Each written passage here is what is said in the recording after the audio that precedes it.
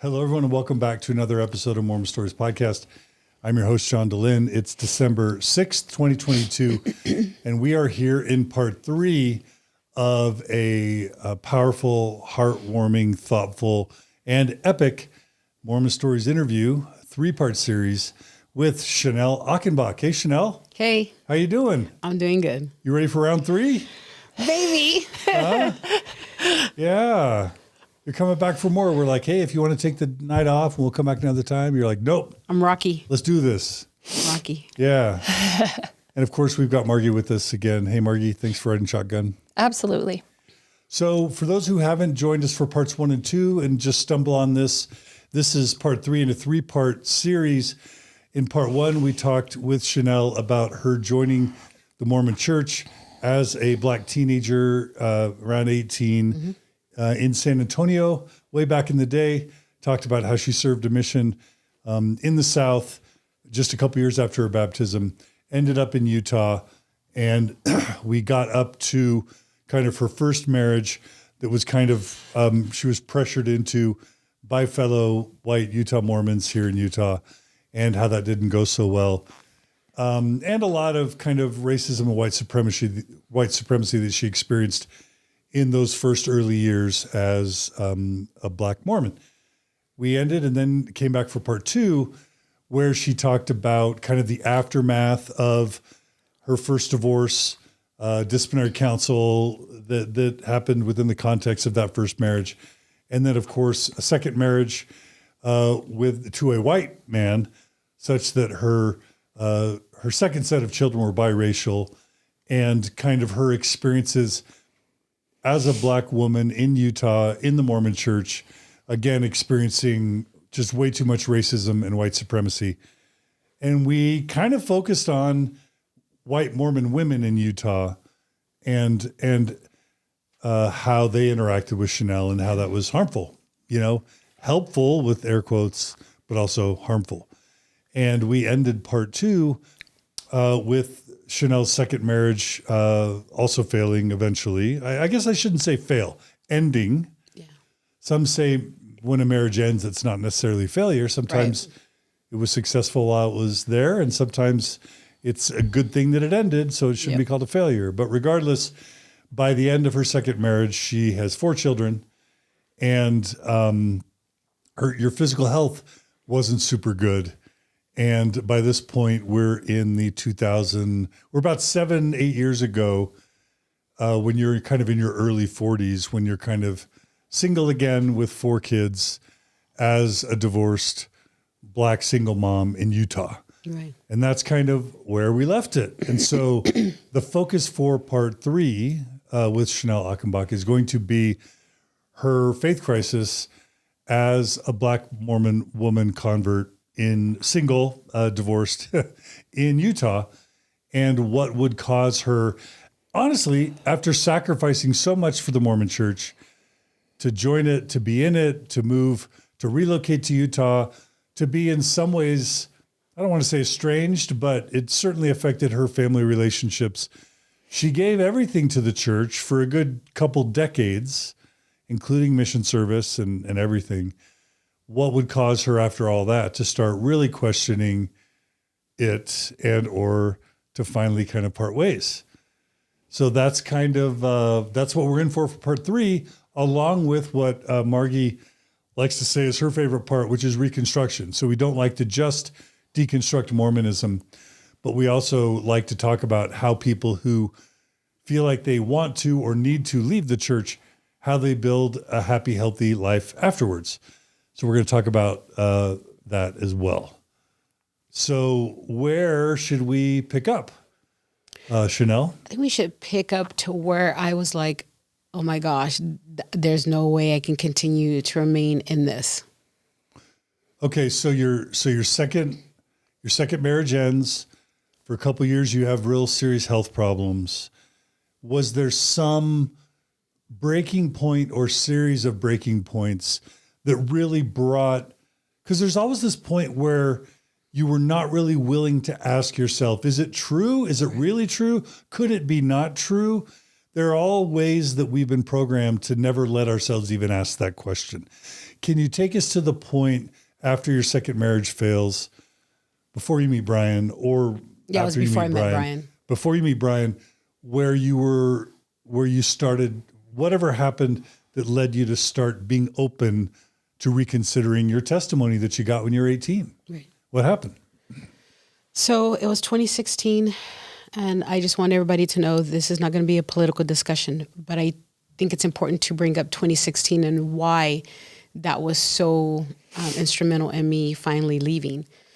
It was election night. I was part of an MLM, and they were predominantly Mormon, and they had been in it a while, and everything was revolved around church. Even in that, they wanted to pray on calls. They wanted to talk about prophets. They wanted to talk about going to the temple to help them in the business. And I was getting annoyed because I'm like, okay, you wanted me to bring people into this, but the people that I know I'm working with are not Mormon. They're not going to want to hear this. This shouldn't be a religious atmosphere. This is a business atmosphere. So I was kind of just getting annoyed and kind of trying to challenge that a little bit. And so that was causing some irritation. And let me just make sure I remember right. So Obama was elected in 2008. He served 2 terms. So he would have gone to 2016. So the 2016 election would have been Obama against Hillary. No, sorry, Donald Trump against Hillary Clinton. Correct. Is that right? Oh, yeah. That's the 2016 election. Oh, yeah. I just want to make sure I got it in my memory. Okay. Yeah, I think that's important. Okay, so it's Hillary Clinton versus Donald Trump. Donald Trump. You're in an MLM in Utah. That could be its own episode, I'm sure. Oh, my goodness, yes. But we don't want to get sidetracked. Yeah. So, okay, what happened? So I'm listening to these people talk about religion, and then just listening to them talk derogatory in a pretty specific way about Hillary Clinton. But, I'm still just kind of listening, no big deal, and kind of just like, whatever. And then I think I was like, what?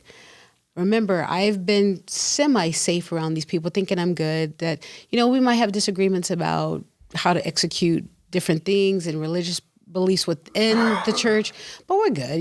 We're okay. We could tolerate each other. And then the racism was like, I kid you not, it was like they took off their coats and showed a shirt they're wearing to say, I am a racist, because the comments then were like, now we can say what we really feel. Was this after Trump was declared? This was after Trump was declared president. I'm talking, I'm so glad we're not going to have that N-word. Wait, what did you say? Meaning Obama. Yeah. In the White House anymore. And I said, excuse me? I'm not talking about you, Chanel, but I am not a racist. I am calling him an N-word because he's acting like an N-word. And I was like, really? So what's an N-word?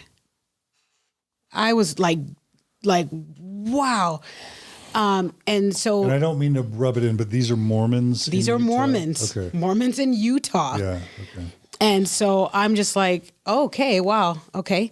So that was irritating. So then I'd complain about it to other members, and they're like, no comment either way. Not that, don't question them, or they shouldn't say that, just indifferent, like nothing, like, shut up, Chanel, like, stop. And you're just causing problems. So I just kind of didn't say anything, but was irritated and a little uncomfortable. So of course there's a lot of different situations with that, and just kind of now feeling like, these are my friends. Like, they're not racist, right? They're not racist. They just said a racist thing, but that doesn't mean that they're racist, right? Like, do they really say these things when I'm not there? If they're saying this in front of me, do they say? So I'm trying to process what my friends are saying, and then it was gloves off. George Floyd died, protests, riots, and then gloves were off. They did not care. There was no misunderstanding. There was black people this, black on black crime, black people are awful. George Floyd, that he's a criminal. If a black person wants to whine, if they're criminals, then they're going to get shot. They deserve to get shot. And I'm like, wait a minute, hold up. You're telling me that if a black person is a criminal, he is supposed to and will get shot by a cop. Wow. It's like, well, if you weren't doing anything wrong, you wouldn't get shot. And I was just like, what? This is death. This isn't, he got slapped with a nightstick or got pushed. We're talking about death, execution because somebody said something you don't like. Well, you have to respect the cops. Okay. And so I would say to these same people, I said, okay, so Bob, let me ask you a question. So you're being disrespectful to me right now. Okay. You're being disrespectful to me. I don't like it. So therefore I can kill you because you're being disrespectful to me. You just said a cop should kill somebody that's disrespectful. That's okay? And they're like, well, if they're a criminal, I said, okay. So what's a criminal? Let's define criminal. A criminal is what? A person that commits a crime, right? I said, so when you go to a buffet and you ask for water and you get a soda, that's a criminal act. That makes you a criminal. So if I'm a cop and you piss me off, I get to kill you? It's different then. Well, that's different. I said, that's not what you said. You said a criminal disobeying a cop deserves to die. You're a criminal. I said, also, do you know that your kids laughing about unpants, when you pull down somebody's pants or you move the chair, those are criminal things. So if you move somebody's chair and they fall, that is assault and battery. Whether somebody, takes you to jail or arrests you for it or not, that's assault. Okay, that's assault and battery. So that makes you a criminal because it's a criminal act. So now your children are criminals. And so a cop has a right to kill your child for being a criminal. Whoa. I said, oh, do you mean only if they're black, right? And then the face is, oh, why are you making this about race? I said, you made it about race. You brought it up. You said the only people that are rioting and looting are black people. That's not true. You said that there's black on black crime. That is not a thing. So you're listening to different news outlets and you're saying these things. So I am a black person. I have black children. What are you then saying about my children? Then silence. So I'm having these conversations. Now these are the consistent conversations. Now I'm consistently fighting in the comments with these people that were my friends. Now we're into blackface. Now Halloween's coming around and I'm saying, this is 2016. And I'm saying, hey, guys, when Halloween comes around, do not do blackface. It's offensive. Oh, you're offended because you want to be offended. I said, no, I'm saying it's offensive because it's offensive. So then we're having this discussion. So then that one friend takes it one step further. So we're 146 comments into this subject arguing about it. And so he goes and gets a charcoal mask from his wife's Mary Kay box and puts on blackface and says, oh, you mean like this? This is a problem? It's just a charcoal mask. And I'm like, really? Really? This is public, just so you know. This is public. And I'm like, so this is what we're doing now. So black people deserve to be killed if they're criminals and they tell the police no or are disrespectful to the police. Got it. And blackface is not a big deal because it's just makeup. It's just makeup. So these are the conversations I'm consistently having. In Utah with believing faithful Mormons. Active believing Mormons. So then even at this MLM, one says, I can say the N-word because my brother is, my adopted brother is black and I'm not a racist. Okay, but you just said it's okay to say the N-word because your adopted brother is black. Why would you want to say that? Y'all say it to each other. My question to you is, why would you want to say it? If you know that it is a word that has been used to harm, and why would you want to say it? I'm just listening. Tell me why you'd want to say it. Nobody had any answers. But now this is what I would consider hostile environment. I don't feel any safe place because people are consistently challenging and arguing with me about the lives of black people because they're disrespectful. I said, so a person deserves to be executed because they're disrespectful? Well, you need to listen.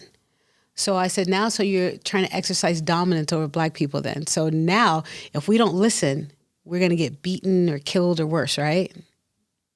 So these are the conversations I'm having. And now I'm getting really irritated. And now I am angry. I am pissed because who am I safe around?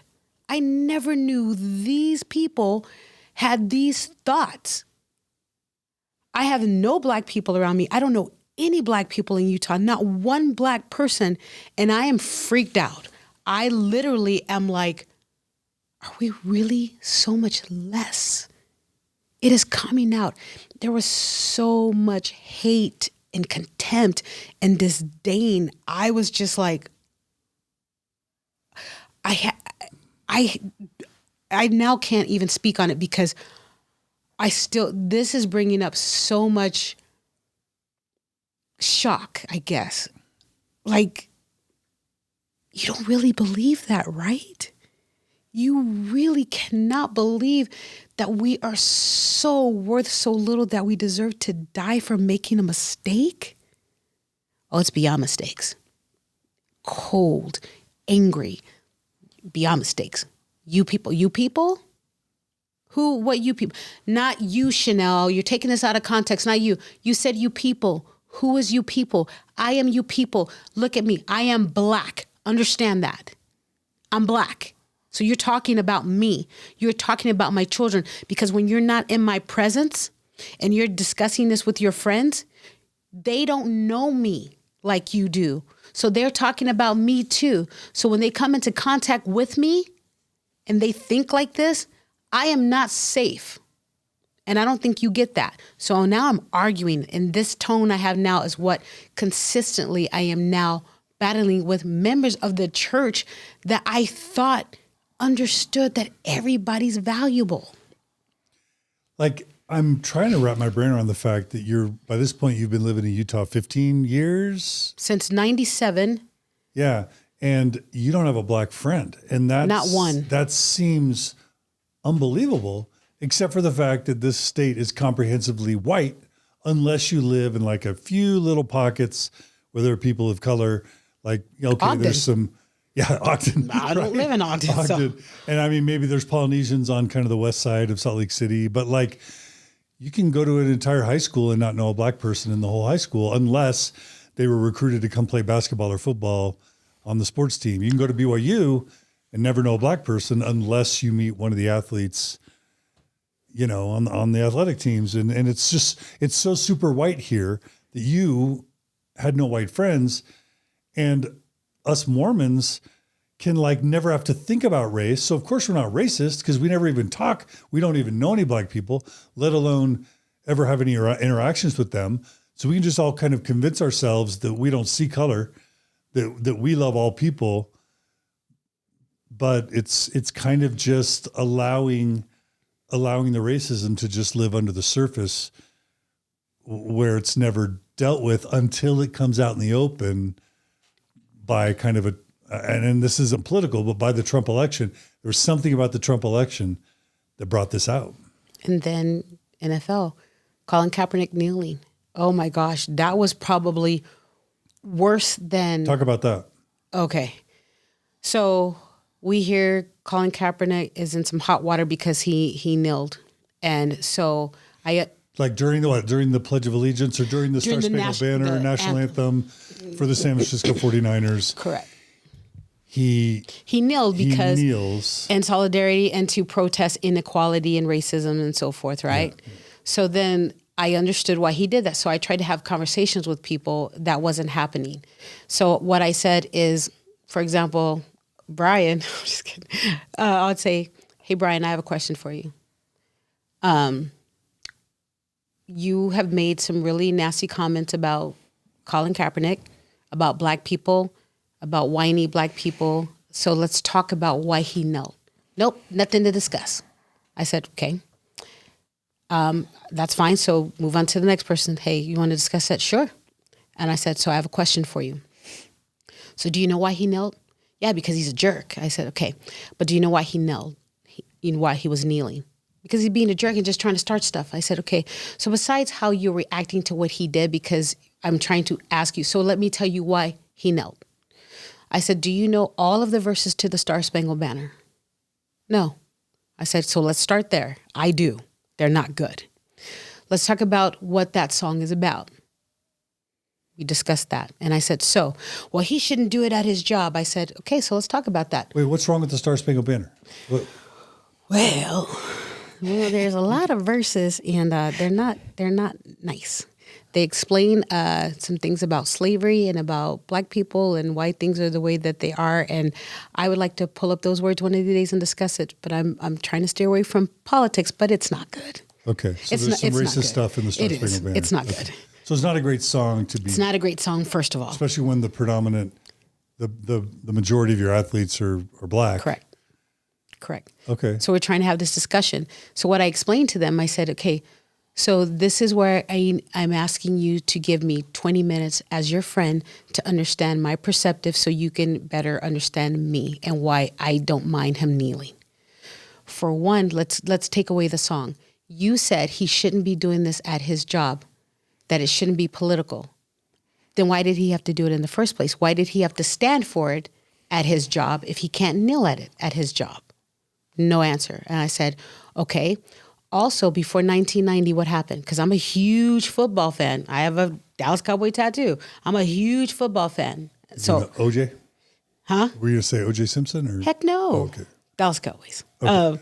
So I say to them, okay, so the NFL before 1990, people weren't doing what?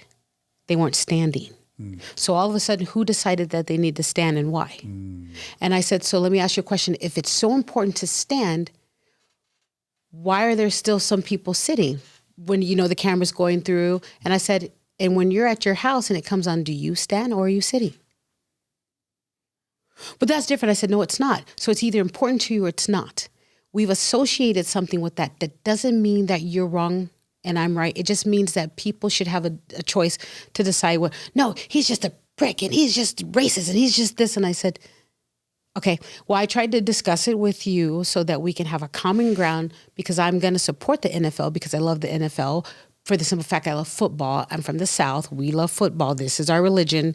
But the man didn't deserve to lose his job and get all the hate because he did something. And I said, and just so you know, I worked for USAA for many years and I talked to military people and they said what he did was fine. That kneeling is more respectful than to do other things. If he went to a military base and he was protesting there, that makes sense. That's not what he did. He is at his job being told to stand. So he has a right to kneel if he chooses to do so. But you are entitled to your opinion. But when you made it about race by saying black people are always whining, if it's so bad, move to another country. And I'm saying if you don't want to treat people with equality that's now promised in amendments of the Constitution, then maybe you should leave the country. I mean, you see how that works? And so then these were hard conversations to navigate on a pretty consistent basis. NFL, Colin Kapernick, Candice Owens,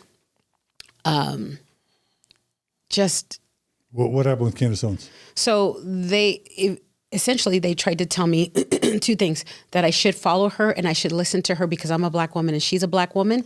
And for those who don't know who Candice Owens is, who's that? She's right-wing conservative, black woman. And their point is that? Their point is, see, she agrees with us that there's black on black crime. And I'm like, she doesn't speak for the black community. She speaks for herself.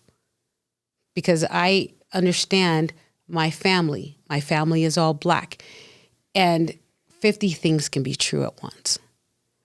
But when you are trying to oppress people even more, instead of saying, why, I asked these friends, why do you have statistics on black people? Why would you have statistics on black people? That's a weird thing to have. You don't have statistics on the rapists and the different things that happen here in Utah and the crimes, but you have them on black people. Why is that? Because you have a narrative you want to push. Why would you be talking to me about black people when you don't know any black person but me? That is weird and suspect. Explain yourself. So then, oh, you're contentious. You just want to start a fight. No, I want you to explain yourself to me because you're saying you're my friend and I don't feel safe. I don't feel safe because of this. This is weird. This is scary and this is alarming. You say that the people that are doing bad things in our country, that are bringing down our country, are Mexican and black people because we are wild, we are criminals, and we're doing this. You're saying that in front of me. But it's not you, Chanel. I never said it was you. You're not like that. I'm not like what? That's my brother. That's my cousin. That's my mother. Those are my uncles that you're talking about. So when I say white people are racist, you get mad, right? because you don't think you're racist. So if I'm talking about you, then it applies. If I'm not talking to you, then it doesn't apply. So is your mom a racist? Are your cousins racist? But if I do a blanket statement and say white people are racist, then that means all of you or the people that rise to it. So black on black crime, that is just really weird that you're saying that. And when you're trying to prove to me how awful and wicked black people are, why would you want to do that? What would be your reason for telling me how wicked and awful black people are? Because aren't we all sinners? Aren't we all wicked and evil and do things? Why just black people? No answers, ever. How do you make sense of a Candice Owens? Because some would say she seems to be betraying her people. Candice Owens is an opportunist. She meant well, and nobody listened to her. And now she's being hurt by doing the opposite. I think she meant well in the beginning. She questioned and said, hey, what's going on? And they told her to shut up. So then she said, okay, I'll take a different side then. And now you can't shut me up because I have their support. So I guess there's fame and money that comes along with parroting back whatever maybe the white people would want her to say. They love. Why? You wouldn't believe how many people say, Candice Owens says this and she's black. And I said, that's funny. You keep telling me that Candice Owens agrees with your narrative of wicked black people. But that's funny how many white people tell me that you all are racist. So that's a weird thing for you to try to push on me, yet people that look like you don't agree with you. But you're not talking about them either. There are a lot of books written by people that look like you that talk about white fragility, white privilege, and other things. They don't look like me, but you don't quote them to me. You quote her to me because you want to justify your racism. It doesn't work with me. I call bullshit. Margi's nodding. Yeah, so that doesn't go over well. Yeah. Okay. So from your perspective, Candice Owens is an opportunist. Absolutely. Okay, so there's George Floyd, Colin Kaepernick, Candice Owens, Donald Trump, and Herschel Walker. Herschel Walker. Now that's now. Let's stick. I know. Yeah, we'll come back. We'll end with that. But I'm just kidding. But I guess it's almost like for you, maybe in 2016. All these Mormons that you felt safe with, they kind of take the mask off or put the hood on and reveal themselves for who they really are. Is that too harsh to say? John, I don't understand these people. There's no way in hell they would have thought this stuff, or I could believe the things that were coming out of their mouth. So imagine if I stood up right now and I just ripped off my skin and I was an alien. I was green and I had slanted eyes and I was all this. You would be shocked, wouldn't you? You would feel like, wait, who are you? Same thing. I could never. I have no words to describe the different conversations and the things people were saying about black people. Well, believing Mormons. We just have to say believing Mormons. Yeah. Good. I have some now that I don't even know how to manage the conversation, except I'm going to have to be brave. They're like, you understand that it's a Marxist, communist, socialist, disgusting thing that a lot of black people are asking for, Chanel, and don't fall into that trap. And I'm looking at them like, meaning what? What is the communist socialist thing black people are asking for? Equality. Equality. Just to say, can you not hurt us just because of our skin? Can you not hurt us because we disagreed with you? Can you not hurt us because I'm a passionate person? Ask my husband. My husband, if we get into something and we're not seeing eye to eye, or I'm beating him in a game because I'm better, then it's more of like, I can lose gracefully. Okay, I can lose loudly and I can win loudly. Either way it goes, I'm a passionate, I'm an ardent person. I'm like, yeah, I just won. I just dominated you. I'm loud. Not because I'm dangerous, but because it's a culturally thing I learned from my family, because we've always been told to be quiet and you're not unheard. So I think by default, we have energy and we have passion and we're like, listen to me, I'm talking. And so it's loud and it scares people who have been taught what? In the temple to not even laugh, that laughing is wrong. I'm loud. If I'm at a movie theater and something's funny, I'm loud. If I see something funny, I'm loud. If I'm telling a story about something, I'm loud. I'm just loud and passionate. And to a lot of people, that scares them. I'll be in Smith's with headphones on. I'll be dancing because I found the ramen that my daughter wanted that they stopped selling. And I'm, yes, that makes me happy. And the person next to me is like, or I'll go up and say, hey, how you doing? And they're like, I'm fine. And I'm like, hey, life's good. Christmas is coming up. Grinch is out. I'm decorating. And they're like, okay. Then they calm down. But up front, they are terrified. Like, what are you going to do? I'm like, oh, life is good. Life is good. You have to enjoy it. I'm 50. At any minute, I could leave this earth. And right now, I'm good. I mean, I had a heart attack on Mother's Day, right? So it's like. This year? No, it was like last year, a year before. And I'm here. So sorry, I can't live my life making you feel comfortable if you're supposed to be uncomfortable. If you are a person who is saying racist things, I don't want you to feel comfortable. I want you to be very uncomfortable and I want you to stop. That is my purpose for talking to you about these things. I am excited about life. And so if I'm talking to somebody, they're like, you're irreverent. I'm like, okay, but I'm just talking to you. I don't like that. You're making me uncomfortable. The spirit is not here. It's not reverent. And it's like, okay. So that's what I'm dealing with is people who have been taught that people that look like me are scary, are very scary and dangerous and have to be stopped. Shoot first, ask later. My friends.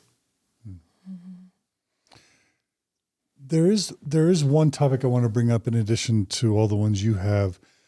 There's a movie that Margie and I watched a few years ago called 13th. Oh, wow. On Netflix. Did you see it? Yeah. So just, do you want to summarize the movie? Or do you want me to? You can summarize it. I can tell you what I thought about after you. Yeah. So on the one hand, we don't want to talk about Black people in America as if they're a monolith or, as if you can make any generalizations about them. And that's all seems totally right and true to me. On the other hand, there's this kind of war on drugs that, basically, if I could just summarize the movie 13th, it's civil rights movement happens. A lot of the southern states had to make compromises to allow Black people to vote in the South. But that made them really nervous and uncomfortable because it's like as soon as we let Black people vote in the South, they're going to be taking over our governments. And angry. And we're going to lose all our power. Not just uncomfortable, angry. Angry, yeah. And so the movie documentary 13th kind of gives the impression that kind of like politicians, especially Southern politicians, but not only Southern politicians, kind of in cahoots with Nixon. And this sounds conspiratorial, but they have recordings. It provides recordings. They basically said, how can we make sure that Black people don't get too much power in this country? And it's by shifting the narrative from let's keep them from having the votes, all the Jim Crow laws, to a war on drugs. And what we'll do is we'll start really emphasizing as politicians how dangerous drugs are. And we'll get all our police forces out throughout the country. And we'll make sure and imprison all the people involved in drugs. And it just so happened that a lot of, from their perspective, whenever they could find a person of color who was selling drugs, they would incarcerate them. And the documentary 13th just shows this exponential growth in the incarceration of Black men under the guise of enforcing the war on drugs, to the point where they were ripping families apart. Because, of course, it's going to be people in poverty that are selling the drugs. Now, of course, police care a lot less about who's buying the drugs, and it's usually white, rich, middle or upper class people that are buying the drugs. somehow they don't get as incarcerated as much, or they get good lawyers who get them off. But what it shows is this exponential increase in the incarceration of black men predominantly, and prisons that profit from that, prison systems and prisons that profit from that. And it got to the point where there's literally, like, we have a higher percentage of our population in prison than China. Like, we have more prisoners in our prisons than China has, and they've got like 10 times the population we do. Like, I'm getting these numbers wrong, but the impression is that the drug war was used as an excuse to incarcerate black men and to break up black families and to keep black people kind of in their place in lower socioeconomic status kind of positions. And it's true. And today in 2022, state after state is decriminalizing marijuana and letting people out of prison that were incarcerated for decades. Well, why were they ever put in prison in the first place? And what does that do to a community? What does it do to a family? What does it do to a community?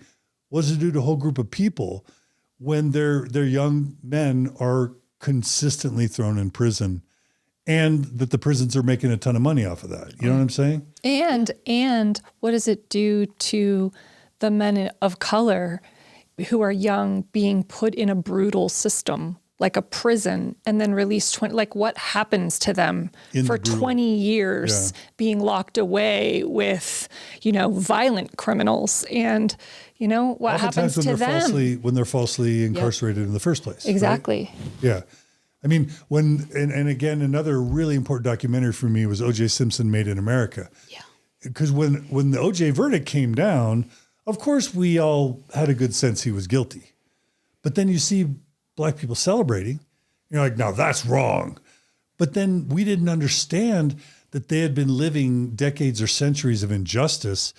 And this was just a chance to finally, have a little bit of power in a judicial system that had been stacked against them forever. So I'm kind of monologuing, but like, we didn't understand this history, until in some cases relatively recent. And I don't know. I wanted to kind of do my part to advocate for some of the things I've learned. See the movie 13th, see the documentary O.J. Simpson Made in America, because there's a lot that it continues to be done to oppress and disempower communities of color. Yeah. I mean, Candice Owens always says the biggest problem in the black community is not being shot by the cops, but the father's not in the home. Well, why aren't they in the home? Like, seriously, lady. And the thing about it is that people don't understand. So they say, well, if people would just not commit crimes, they wouldn't get in trouble. So let's be honest here. So if I commit a crime and my friend that is white commits the same crime, who's going to get more time? Let's be honest. And this is how the system works. And when they say, black people have problem with drugs, do they not understand Utah? That is the statistics I'd like for them to engage me on. So when you talk about statistics, so when I was dating my husband, he can attest to you how many white Mormon women between those ages I mentioned before asked me for my medication, my pain medication, because I've had surgeries and such. And because in their mind, it's prescribed, even though it wasn't prescribed to them, opiates, they wanted them. So Chanel, one called me at 3:00 in the morning. Chanel, what happened was, I ran out and I lost mine, and one bottle got stolen from me out of my house. And so they justify their opiate problem because it's a prescribed drug. But you black people that do these illegal drugs and marijuana, you guys are bad. It's like, honey, this wasn't a prescribed to you. This is illegal. I cannot give you my pain meds. Yeah. And these are believing white Mormon women asking for you to break the law. Some of us had the same doctor. So it's like, I'm not giving you anything. Like, that is so bizarre. But everybody else is bad, not them. And it's weird. Have you seen the movie The Hate You Give? Yeah. That resonates so much because my son, he's a big black boy, and I told him he gets mad. He's bratty. I love him, but I spoiled him. I'll admit that wholeheartedly, absolutely. And so he doesn't like to be told no too often. I like to take away his phone, and he gets mad. And me and the siblings kind of giggle like, "Oh, look at him. He's being a little pill." Well, I have to have conversations with him. And I told him, I'm sorry, but you cannot get angry the same way your little friends get angry. So if you're in a group and your beautiful white friend gets angry, they'll probably get a slap on the wrist or a pat on the head. Stop being angry, Bob. You get angry, they're going to take you down. You are a big black boy. Do you understand that? And he's like, I said, I know you. I'm your mother. They don't know you. You are already considered a threat by your color. That is the society we live in. And I have to have those conversations with my children. And then the other kids we were with, the one, he was laughing. He's like, Chanel, I'll be honest with you. He says, I was cussing out the cop. I was smoking weed and I was drinking in the car. And I told the cop where he can put it. He says, I didn't get in trouble. But I guarantee you, if my son talked like that, he's getting in trouble. Getting shot. Or getting shot. That is the world we live in. Oh, you're just making it about race. Absolutely, I'm making it about race. If you don't get it, you don't have to. I'm no longer trying to convince you of something you're not ready to accept. But that is the reality of what we live in. Even with me, I'm a pretty chill person. It takes a lot to piss me off. But if I'm pissed off because you've wronged me, I'm probably going to be a little disrespectful. And so people don't like that. They like to be disrespectful to you, but if you match their energy, they don't like that. And I'm seeing that a lot with Mormon white women. If they say mean and nasty things to me and I match that energy, it is crazy. The comments back and forth. And I'm like, okay, this is what you said to me. This is how I responded. And now you've lost it. You've completely lost it and are saying these awful things to me. I thought we were friends. Friends can get upset. Friends can get impatient. But now you're slipping and saying some pretty derogatory things. And you can't say something you don't feel, even when you're angry. Mm-hmm. And I'm thinking about this space in my life now after leaving and thinking about what it took to finally walk away, of just listening over and over. Every time an issue would come out, these conversations would happen. Even now, well, what did you think about the first black woman speaking at General Conference? And I'm like, what am I supposed to feel about that? You think that's a flex? That is the dumbest thing I've ever heard, that you think I'm supposed to be jumping up for joy for that. First of all, a little too late. Sure, it's something. Second of all, she's not echoing the problem. She is echoing what they want her to say. That is not the same as having a black woman speak at General Conference and say, hey, I'm a member. I see challenges and I hope for the best. And while I'm here, this is why I'm here, is to help integrate, help improving quality, help improve relations of a problem in a dirty history that we have. And that's why I'm here. That's a different kind of General Conference than to just say, look, we got a black person there. All is well in Zion. No, it's not. It's awful. Yeah. So 6 or 7 years ago, I guess 2016, the Mormon masks come off, or the Mormon hoods go on, and you discover that all these friends that you had loved, who had been a part of your social system, they start showing you racism that you just would have never imagined was quite chance. there. There's no way. And again, I think we were talking about this at lunch. It's one thing if it's just your average American, but for better, for worse, which that was happening too. Yeah, of course. in the broader narrative. But the difference between Utah and the difference between Mormons, and the reason why I keep, people who are believers and who are listening to this are going to be saying, John, why do you got to keep saying believing Mormons?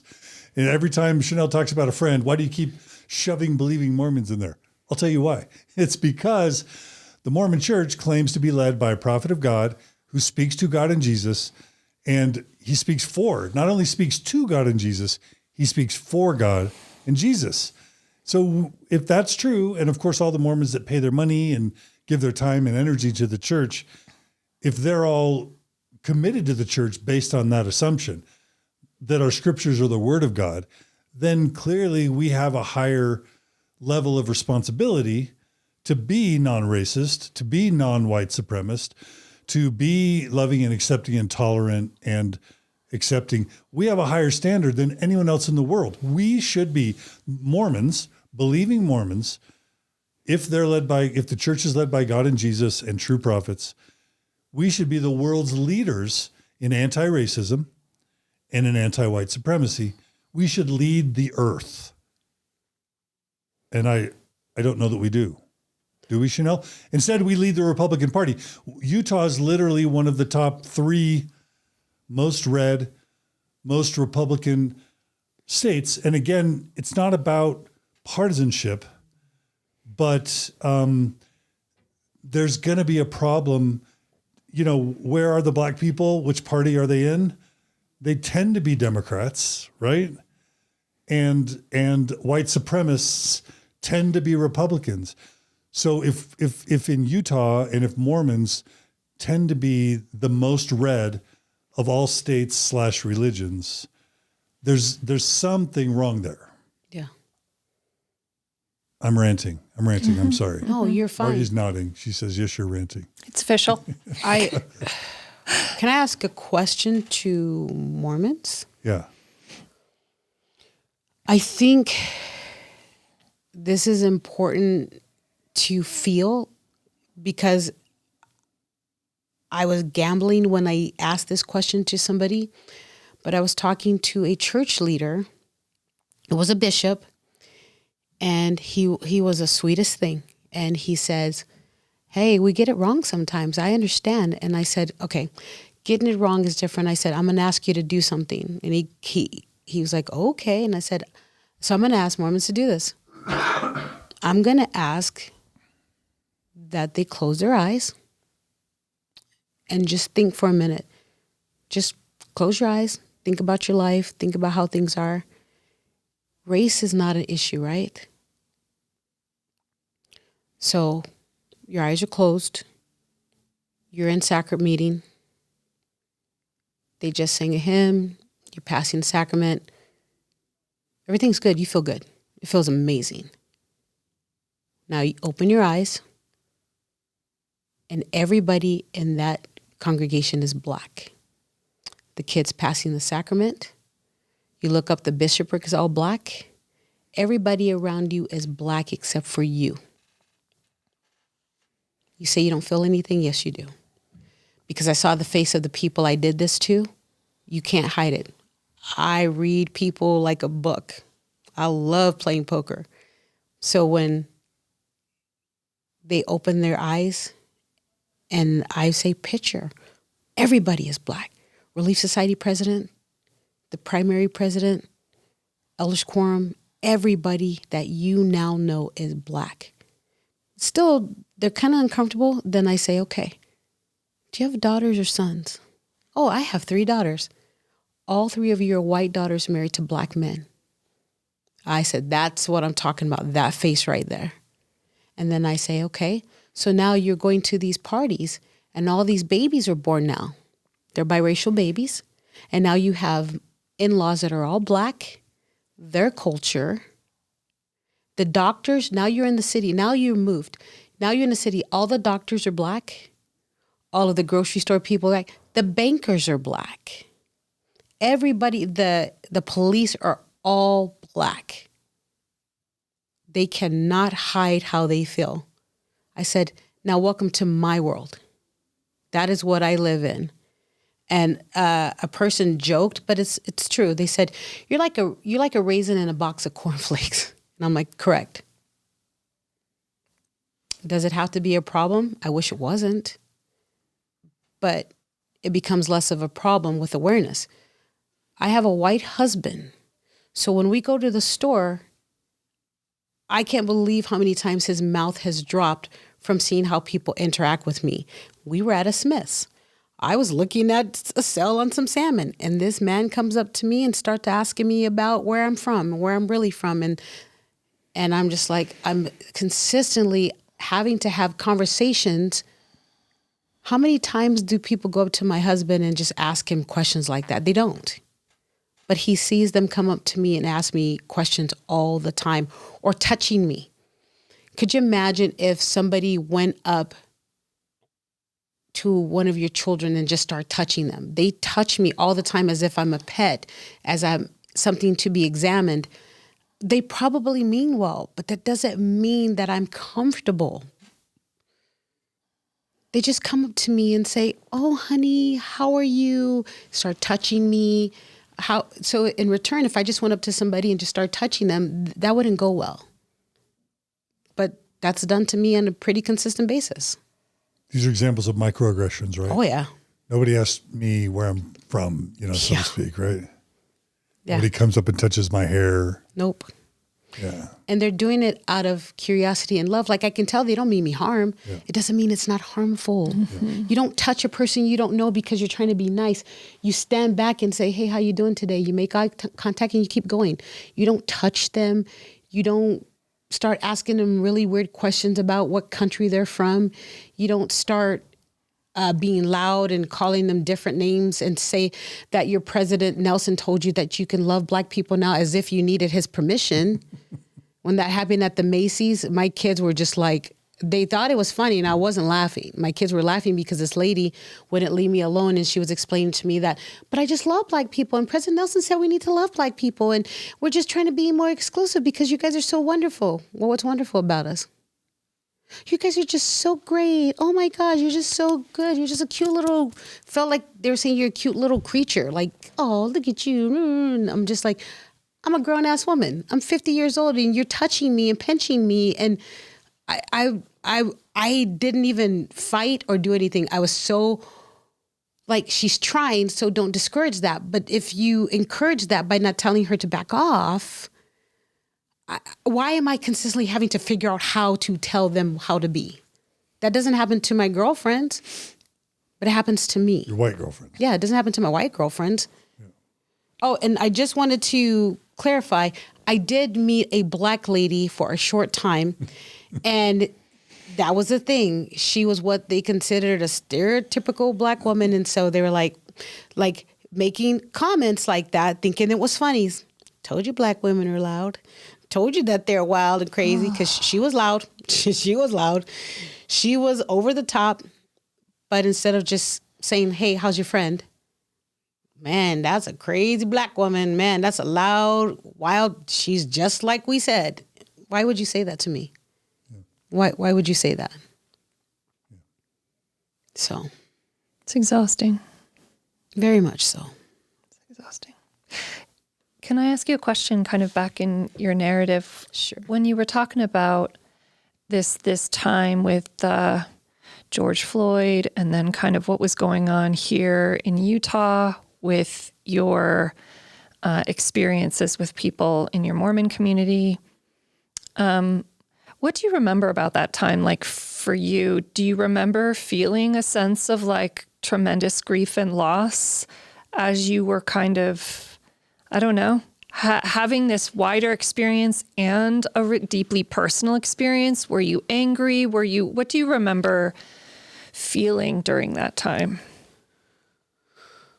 Wow. Well, a plethora of feelings and like a conglomerate of different emotions and experiences, because I was worried, because I felt an immense amount of guilt for my children, that I made this decision for them to put them in harm's way.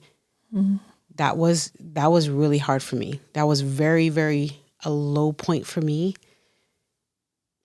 But then to think, I need to walk away. I am not safe, but where am I going to go?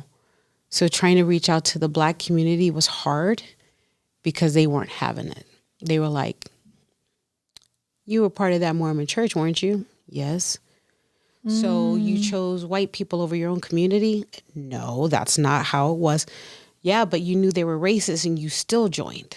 And I was like, well, they didn't tell me up front anything about that. But then you knew and you stayed.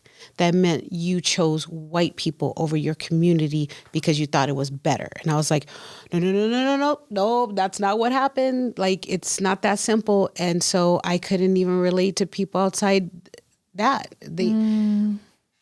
I tried and was like, okay, yes, I know that you consider me different because I like different things, what you considered culturally of Black people. But so I couldn't relate that way, and they weren't having it. They were like, nah, we good. We don't need to talk to you. And then white people were like, I don't care. If you think I'm racist, that's your problem because that's your triggers. And so then I was like in the middle of this road trying to cross here and being told, nah, get your ass back over there. And then trying to cross over here, no, we don't want you because now you're making us feel bad. And so I was just kind of like stuck here, and I'm like, I can be by myself, but I've put my kids without support because of my decision. They had no support, none. So if mom wasn't available because she was sick and mom's husband's on the road, who do you have? They had nobody. Nobody, because the father's families were not available. And the people we knew were now mad because I was calling them out on racism. And now they felt I was attacking their church. So that beautiful grandson I have, his baby shower, her gender reveal, no support, nobody came, nobody cared. So punishing me because of what I now am talking about is different than hurting a young 18-year-old girl who was the sweetest thing because you're mad at her mother. Right. That was hard. Yeah. That was really hard.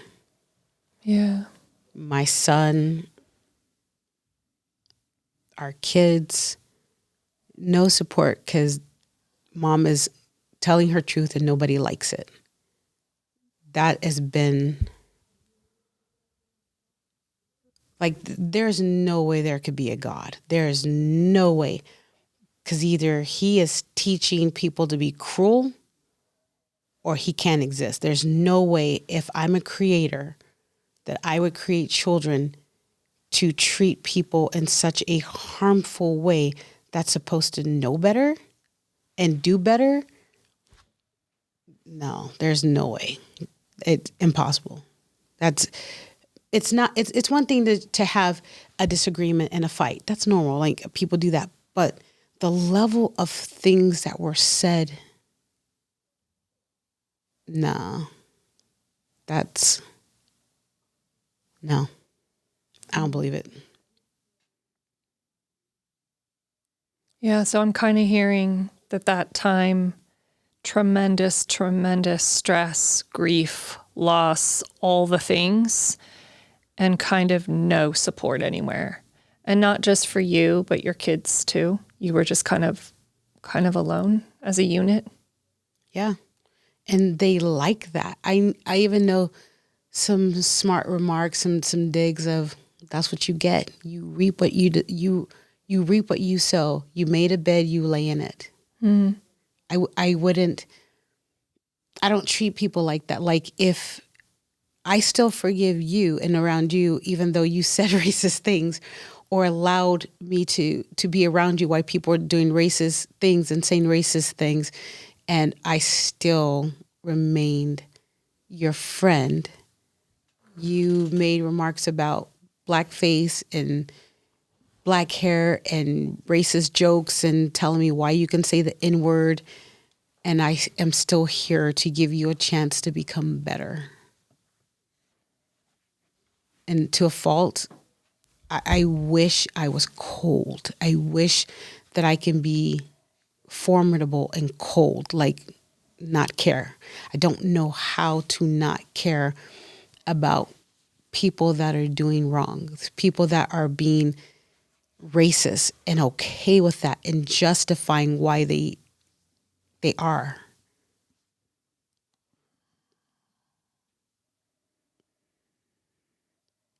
So what became your next steps once you experienced this avalanche of Mormon racism in 2016, how did your relationship with the church start to change? I started saying things to church leaders like, I don't like this. George Floyd, Colin Kapernick. I started questioning him on these things.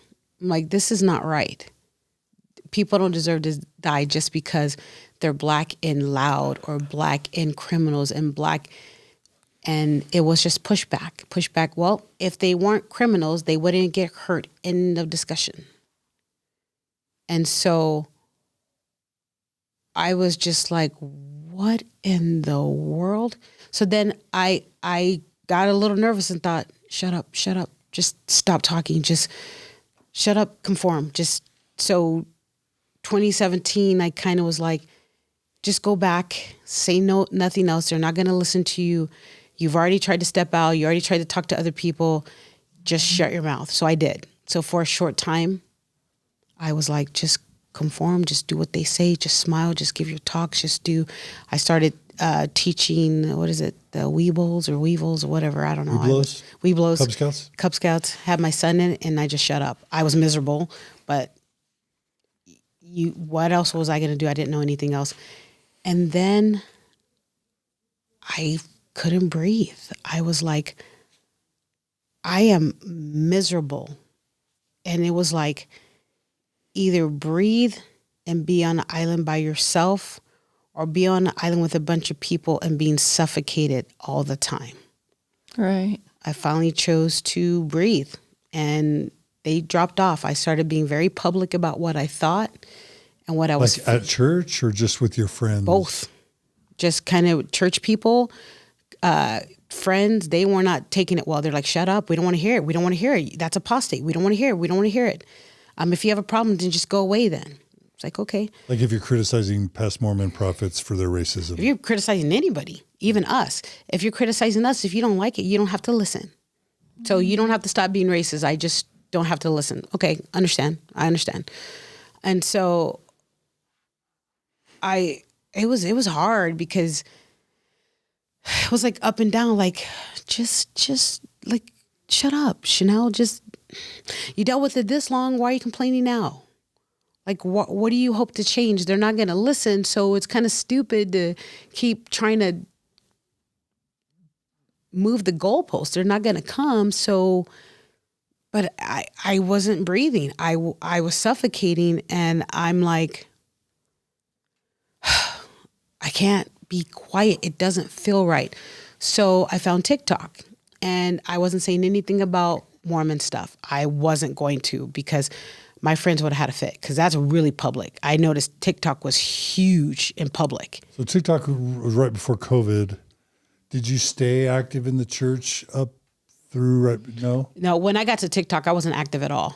Okay, so you went inactive around 2017, Mm-hmm. and were people concerned? Did they want you back? Did they try to get you to come always back? trying to get me to come back. Always trying people come visit. When it was your birthday, they give you a little whisk and say, well, I want to whisk you a happy birthday. A whisk? A whisk. We had 4 whisks. Wow.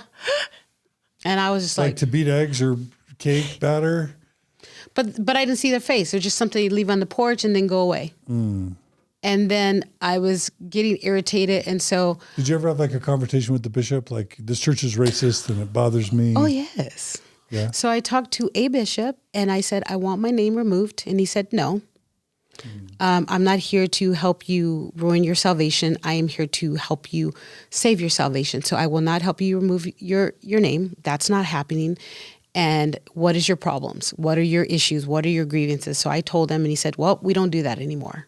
One of them was I told him. We're not racist anymore. That was part of it. And the other thing is I told him that I had a hard time with it. I thought that the church was very sexual.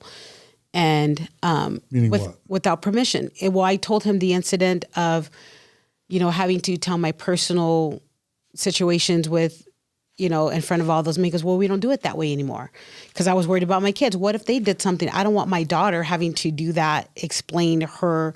So that was a concern. She was a young mom. She was 18. And if she wanted to go to church, I didn't want her having to have a talk with these men about her intimacy with her boyfriend.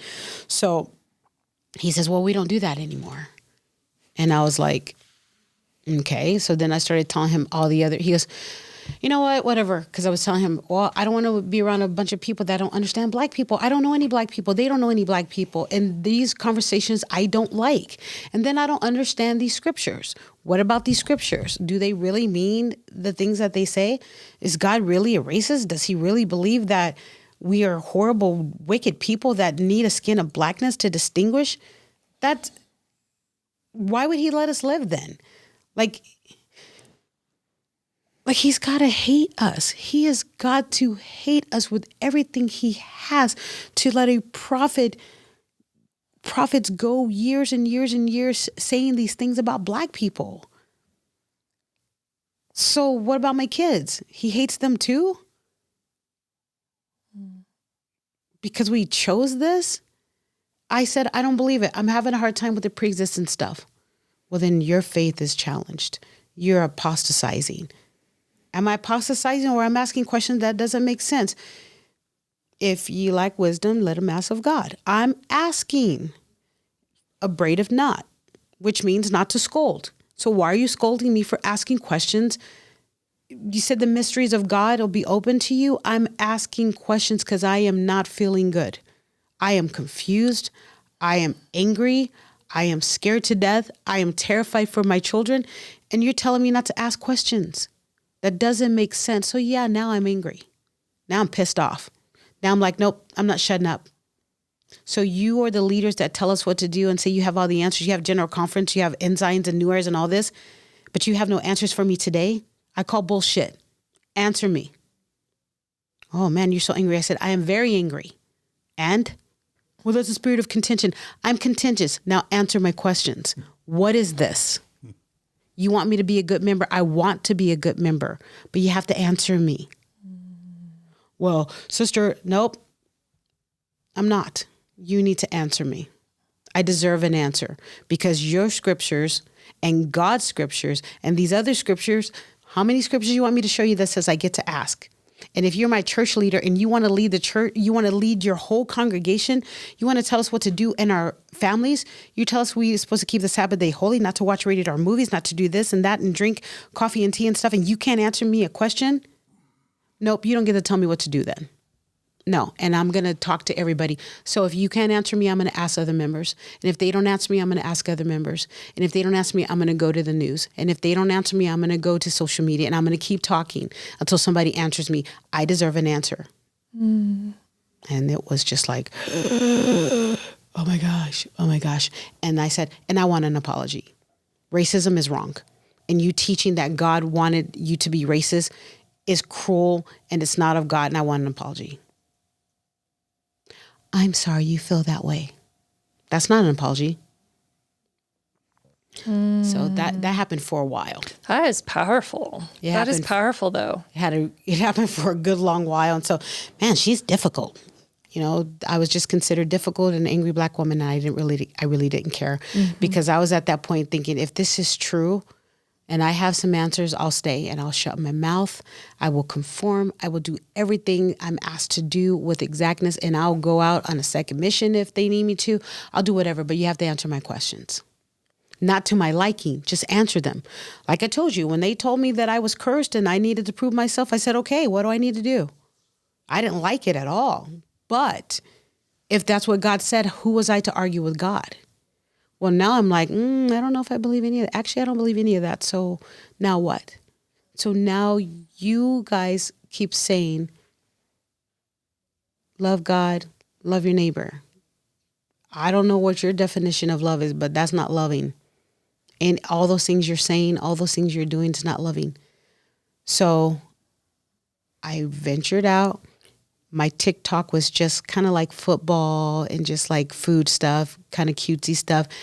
And then I went to ExMormon. I saw a bunch of ExMormons, but they weren't having it because it was about race. They were not having it. They were like, we're not touching that either. We just want to make fun of people and wear our garments, but we don't want to talk to you.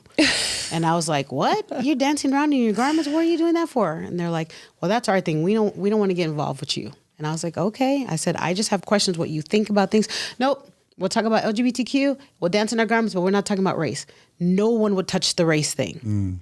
So I made a video and said, hey, I'm not trying to hurt anybody. I mean, nobody harm. I want answers. And this is my experience. These videos at that time, they weren't 3 minutes. At that time, it was 59 seconds. So I said, hey, this is how I feel. I'm sorry if this hurts anybody. I love you guys to death, but I have questions. And that was it. And then, you know, a couple people were like, oh, well, what's that about? And it was just very slow. And then I got more of, I can't worry anymore about people's feelings. I have to worry about my feelings and my answers. And so I started just boldly saying my truth and said, this is my truth. If you are hurt by my truth, I hope it puts you on your ass, because this is my truth. And I am not trying to hurt you, but if you're hurt by it, then you're part of the problem. And they weren't liking that at all. And that's the way it went. And that's, I mean, I'm pretty polite. I just kind of giggle. I kind of say, look, I mean, if they're wearing a red shirt, I'm like, dude, you're wearing a red shirt.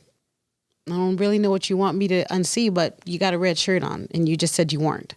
So let's talk about it. And then they're like, we're not wearing a red shirt. It's actually not red. It's actually pink. It's like, no, it's red. What's your TikTok handle? It is Bet Noir. So it's BETTENOIR 4. Okay. So the number 4. BETTNOIR 4. Yeah, the BETTENOIR 4. Yeah. Okay. All right. We'll add a link to that. Do you want to say something, Margie? Oh, I was just going to clarify. So at this point, I feel like you said when you started TikTok, you were no longer attending. Is that No, right? not at all. Okay. Yeah. How did it feel for you to start actually expressing It was and awful. talking? It was awful. Awful? It was absolutely awful because I wasn't trying to hurt anybody. I just wanted answers, and I was hurt and confused. What do I do now? For 30-something years, I've been a part of this church. I have children.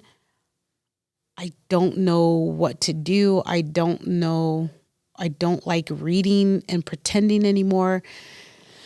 And I had tried to talk to ex-Mormons, and they were not having it. They're like, wait, you're black? Ooh, no, nope, we're not getting involved in that. And I was like, what do you think about some of the teachings of the church in the racism? Did you say racism? Yes. Nope, we're not doing that. Block. And I was like, oh, but I thought we were the same. We're ex-Mormon. That's when I learned race and racism. People do not want to touch that. So we learned, just because you're ex-Mormon, you're not the same when it comes to race, because a lot of ex-Mormons don't want to hear it. They don't know, because maybe they have their own issues with racism. I don't know. I'm just saying, I thought it was weird. If I didn't want to dance around in my garment, then for the most part, most of them were talking to me. And I just thought I was like, okay. I thought we were the same because we were both ex and trying to find answers. But okay. And then, I don't know how Alicia found me, and we started talking, and that was amazing. And Alicia then, Lee. yeah. She's Faith Unraveled on Yes. TikTok. Is that Yes. right? Shout out to Alicia. We love you. Oh my gosh.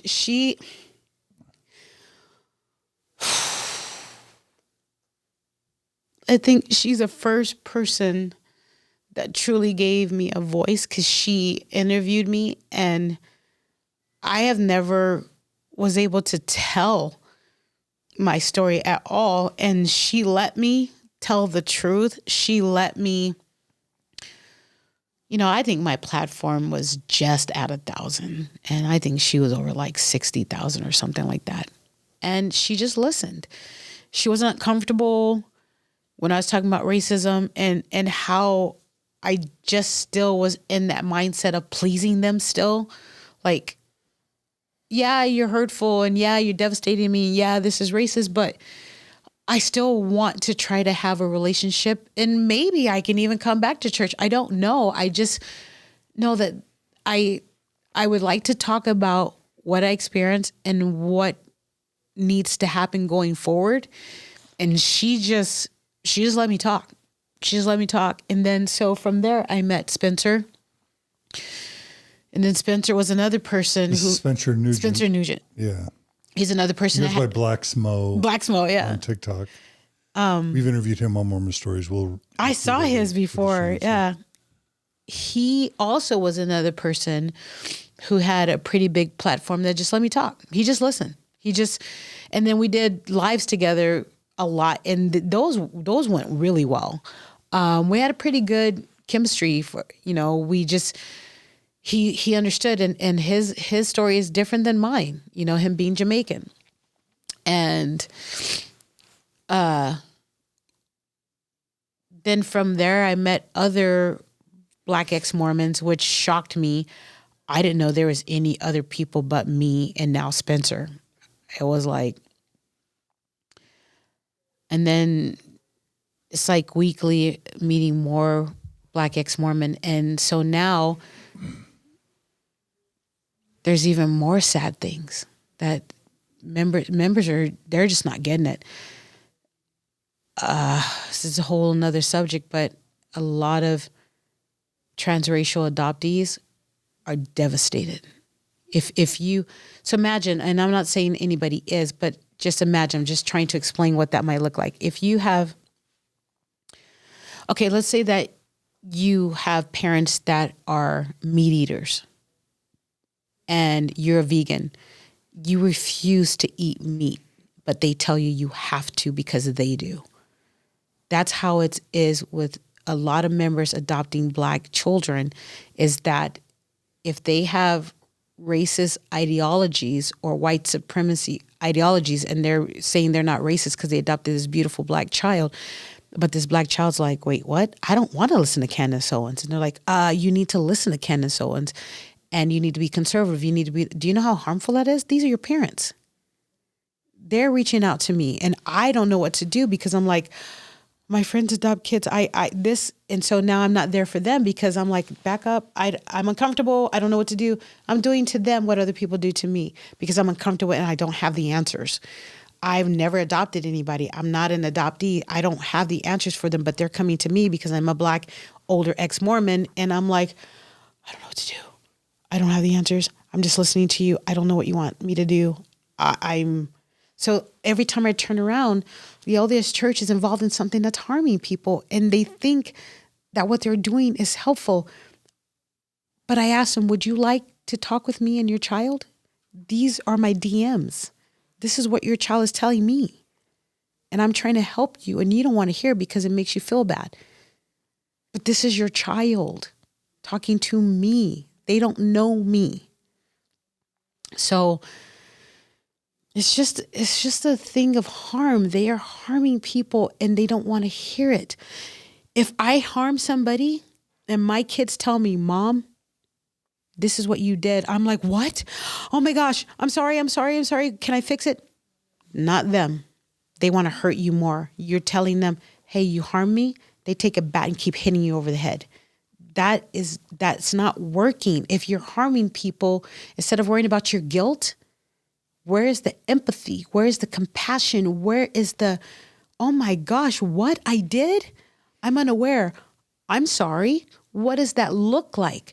What can I do to stop that? John, I'm sorry I hurt you. What did I do? I did that? That hurt you? I'm sorry. If I do it again, can you please let me know? I may not be aware and I will do everything I can to make up for it. Or I can say, you know what, John, shut up. You're being a baby. Stop being a whiner. Be a victim if you want to. Okay, John? And now I'm going to hit you over the head. That is what is happening instead. That's not kind. That's not Christ-like at all. In words, sure. But in execution, you're not being kind. Members, you can do better. You're not being kind. You can do better. So, following up on Margie's question, when she asked you about speaking out, you said it felt horrible, but I imagine that wasn't the only thing you felt, because I imagine it felt good to raise your voice. Yeah. and to start speaking your truth when you had been told to be quiet for so long. True? Yeah, I was like, the funny thing is, it was like talking to myself. My 18-year-old self was talking to my now 40-something-year-old self. Was saying, hey, this is what happened. And now that 40-something-year-old person is listening to the 18-year-old tell their story and validating that and listening and saying, okay, I hear you. Now I'm going to tell your story. And I'm going to keep telling. And they were like, shut up. If you don't like it, you make it your whole life, your whole personality. And I said, I do. Now what? Sure. If that's the narrative you like to shut people up, I won't shut up though. So you want to call me names? You want to say I'm a victim? Okay. I am victimized. Now what? You want to say that I want attention? I do. Now what? Anything else you want to say? It's not gonna make me be quiet. You want to call me names or say this? That it doesn't do anything. You don't understand. For the past 30 years, I've already been victimized and beat. You kicking me now doesn't do anything. It's like, honey, you're just trying to kick me in the butt. I've been kicked in the butt for 30 years. I don't feel that anymore. Like you're hitting a spot that is so numb that, okay, did you feel good? I mean, you kicked me in the butt. I've been kicked there for 30 years. Now what? That does nothing for me. Now you're coming for my kids. Now that's going to make me angry. They did nothing. They are innocent kids brought into something their mother brought them into. Now don't mess with my kids. I will be polite to you and I will be respectful. But if you come for my kids, I will show everybody my DMs. It's just so you know. Don't mess with my kids. Other than that, I'll keep all these dumb conversations between me and you. Anything that's said to me in private, I keep it between me and them. Anything that's public is fair game. If you went for me on Facebook, I'm going to show everybody because it's public. But don't mess with my kids. I won't honor any kind of request. And at some point, at least within the ex-Mormon community, did you start to feel embraced and supported? Yes. Over time? I think, like I said, with Alicia, you know who she is. She's amazing. Yeah, I've had her. She was recently on our polygamy series. I saw her. Those discussions, yeah. And there's another. Oh my gosh, you also had Lauren. Mm-hmm. Oh my gosh, she was another one. I also went on live with her. Again, she just listened. She was Rogers, like, I think. Yeah, her. And she was like, yeah, I see this. I understand. And I was just like, what? You're going to let me talk about my experience? Sure. I can talk about my experience. Yeah. I can talk. Okay. Yeah. And the funny thing is, I'm going to give a little bit of praise to, there are some active Mormons that said, hey, listening to this, I'm sitting in a very uncomfortable place and I feel guilty as hell, but you're not lying. And I want to do something, so I'm going to listen. And it's hard as hell, Chanel. I don't like hearing it. I really don't, but I know it happens. I don't know what to do, and I want my husband to see it. I want my kids to see it, and we need to talk about this. That's very few, but it's amazing because I'm like, you know your church leaders are going to get mad. They said, Chanel, I care more about what God says than that. I know that the church has things to work on, and I think I can make it better if I understand what's happening. That is shocking. Really shocking. Because most of the time it's like, die. We hate you. You're evil. Okay.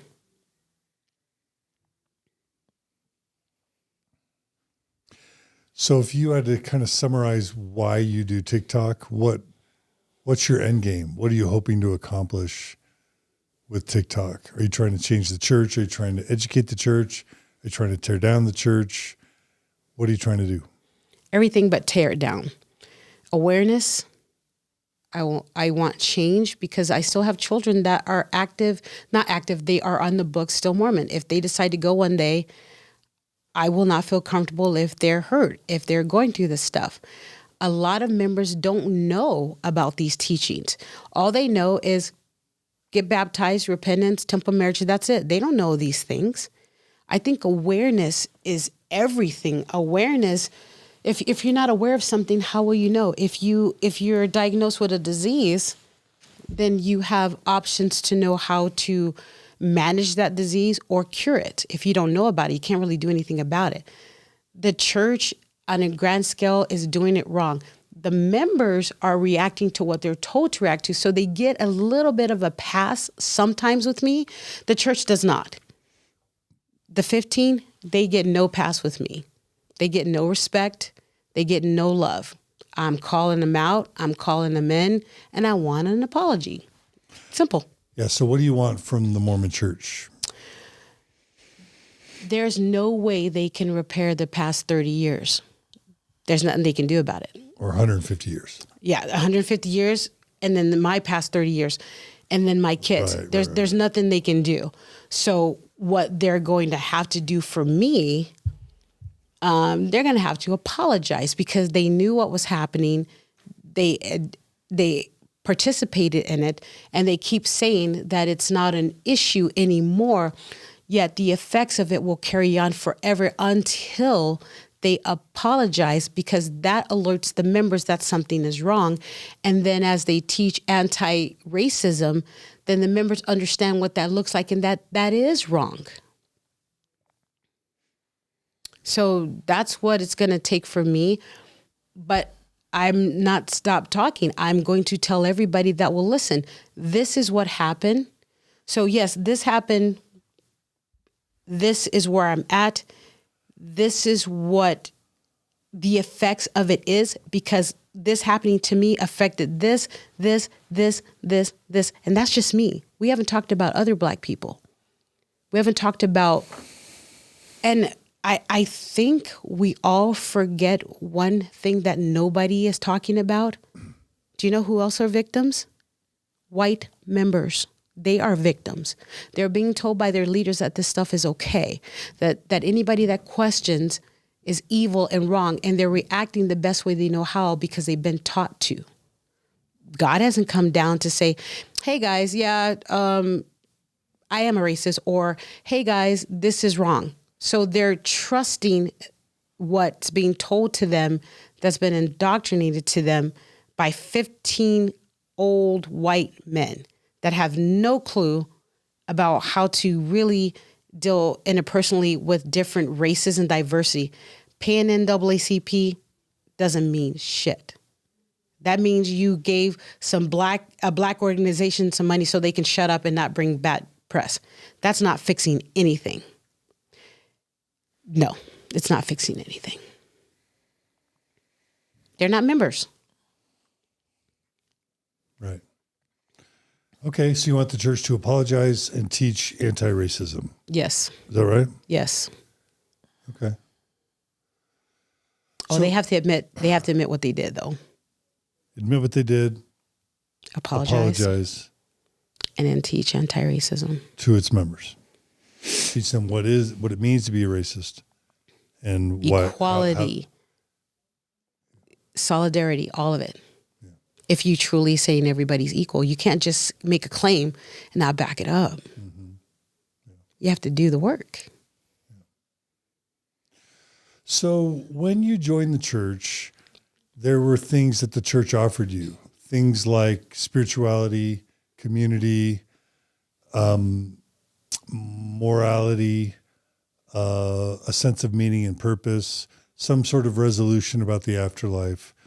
And as problematic as the church was, it was appealing to you because it made you feel good, and it gave you a lot of those things you were needing at the time. Yes. Now that you've left the church, I imagine you lost a lot of those things that the church was providing. And yet I imagine I'm going to hear you say that you kind of feel like you're better off now. So let's transition now to the part of rebuilding. How have you rebuilt your life to build up and replace some of the things the church offered that were no longer providing meaning and value to you? In what ways are you rebuilding? That's a good question. So I talk in metaphors, stories, parables, whatever, to explain what I'm thinking. And the best way I can describe where I'm at now and why I feel people keep asking me certain questions, and I say, I'm at peace. I have never had that. I feel peaceful. And what that is Golden Corral. So you go to Golden Corral, Chuckarama, whatever. You go to a buffet, and before I left the church, it was like I went with a friend, and the friend said, okay, you see all of this food? And I'm like, yes. And they said, okay, so you can have a tomato, you can have some turkey, and you can have some Jell-O and some chocolate pudding. That's it. And I'm like, but there's all this other stuff. No. This is what you can have. Not only that's all you can have, if you eat anything else, you're going to die. You're going to get really bad diarrhea and you're going to suffer. Do not eat anything else. And I'm like, yeah, but it looks good. And I think nope, you can't decide. You don't have enough information to decide for yourself. You're going to make a bad choice. I know what's best for you. I'm telling you these bad things are going to happen. And then it's scary. Okay, you listen to me. I'm not telling you. I'm telling you this. If you eat anything else besides those 4 things I said, I don't care what that other stuff looks like. You are going to die and you're going to suffer immensely. And now I'm scared. Okay, I won't. And so I go there, I eat my pudding, I eat my tomato, and I'm happy because it's sustainable. I mean, it's okay. And then I go there 10 years later and I go with a different person and they say, hey, guess what? You can choose anything that you want.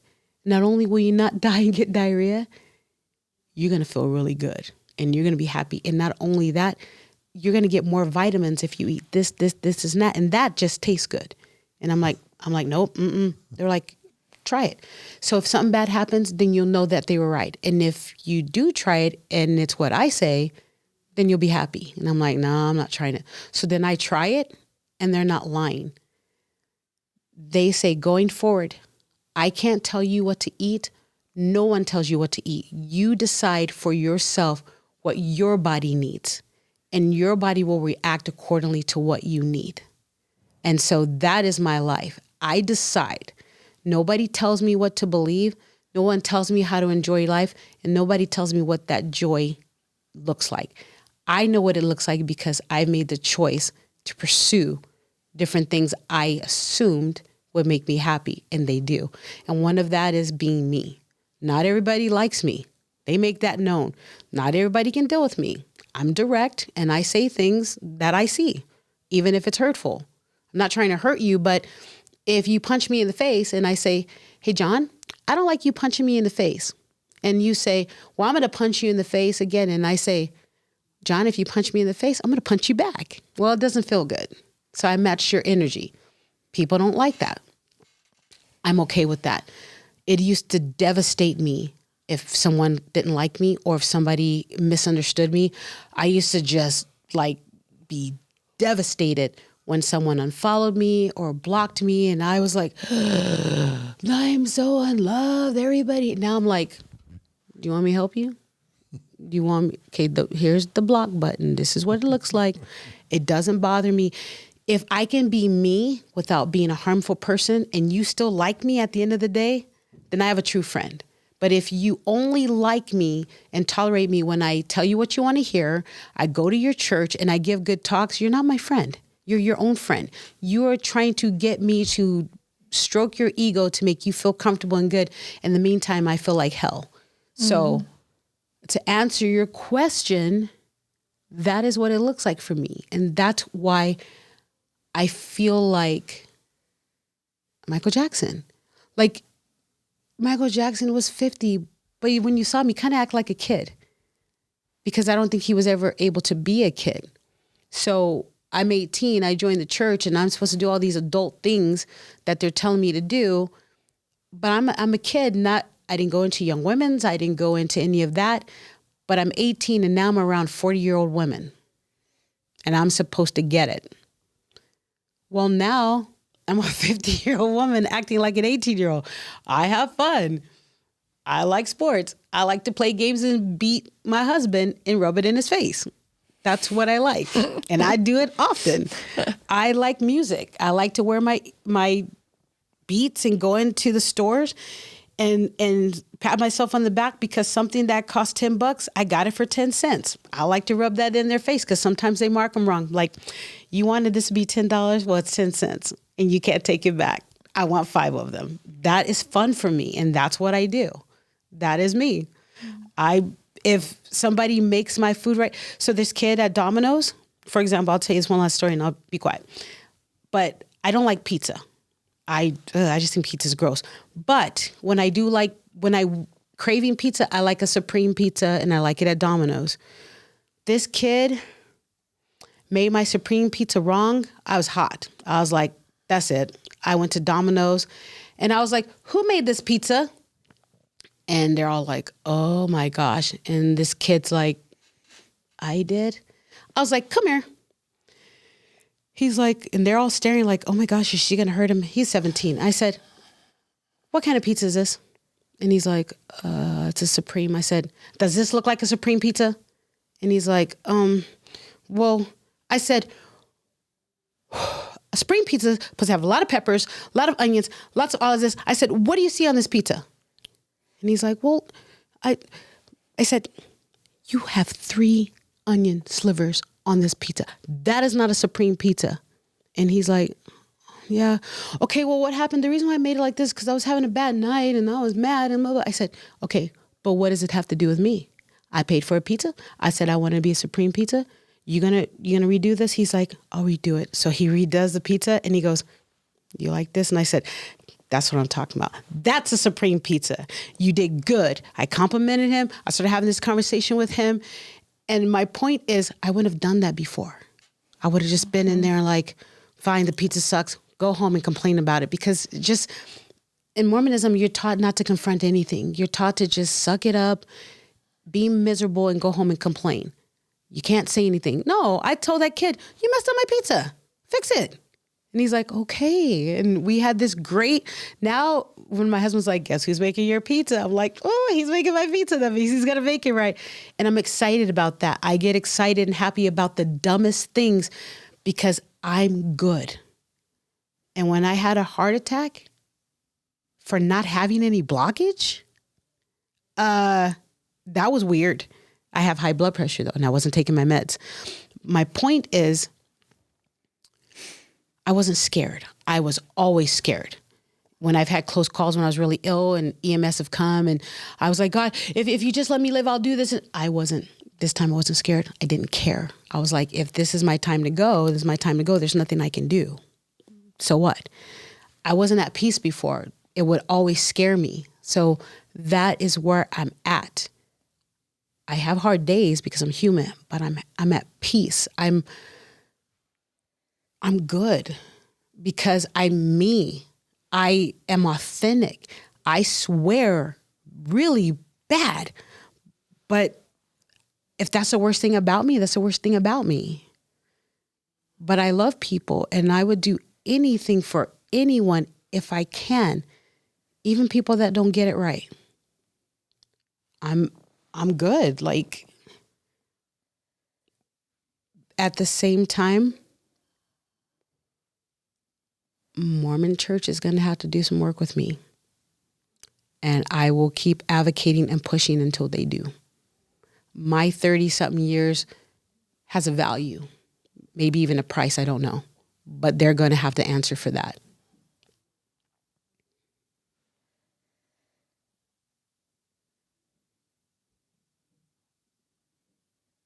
Yeah.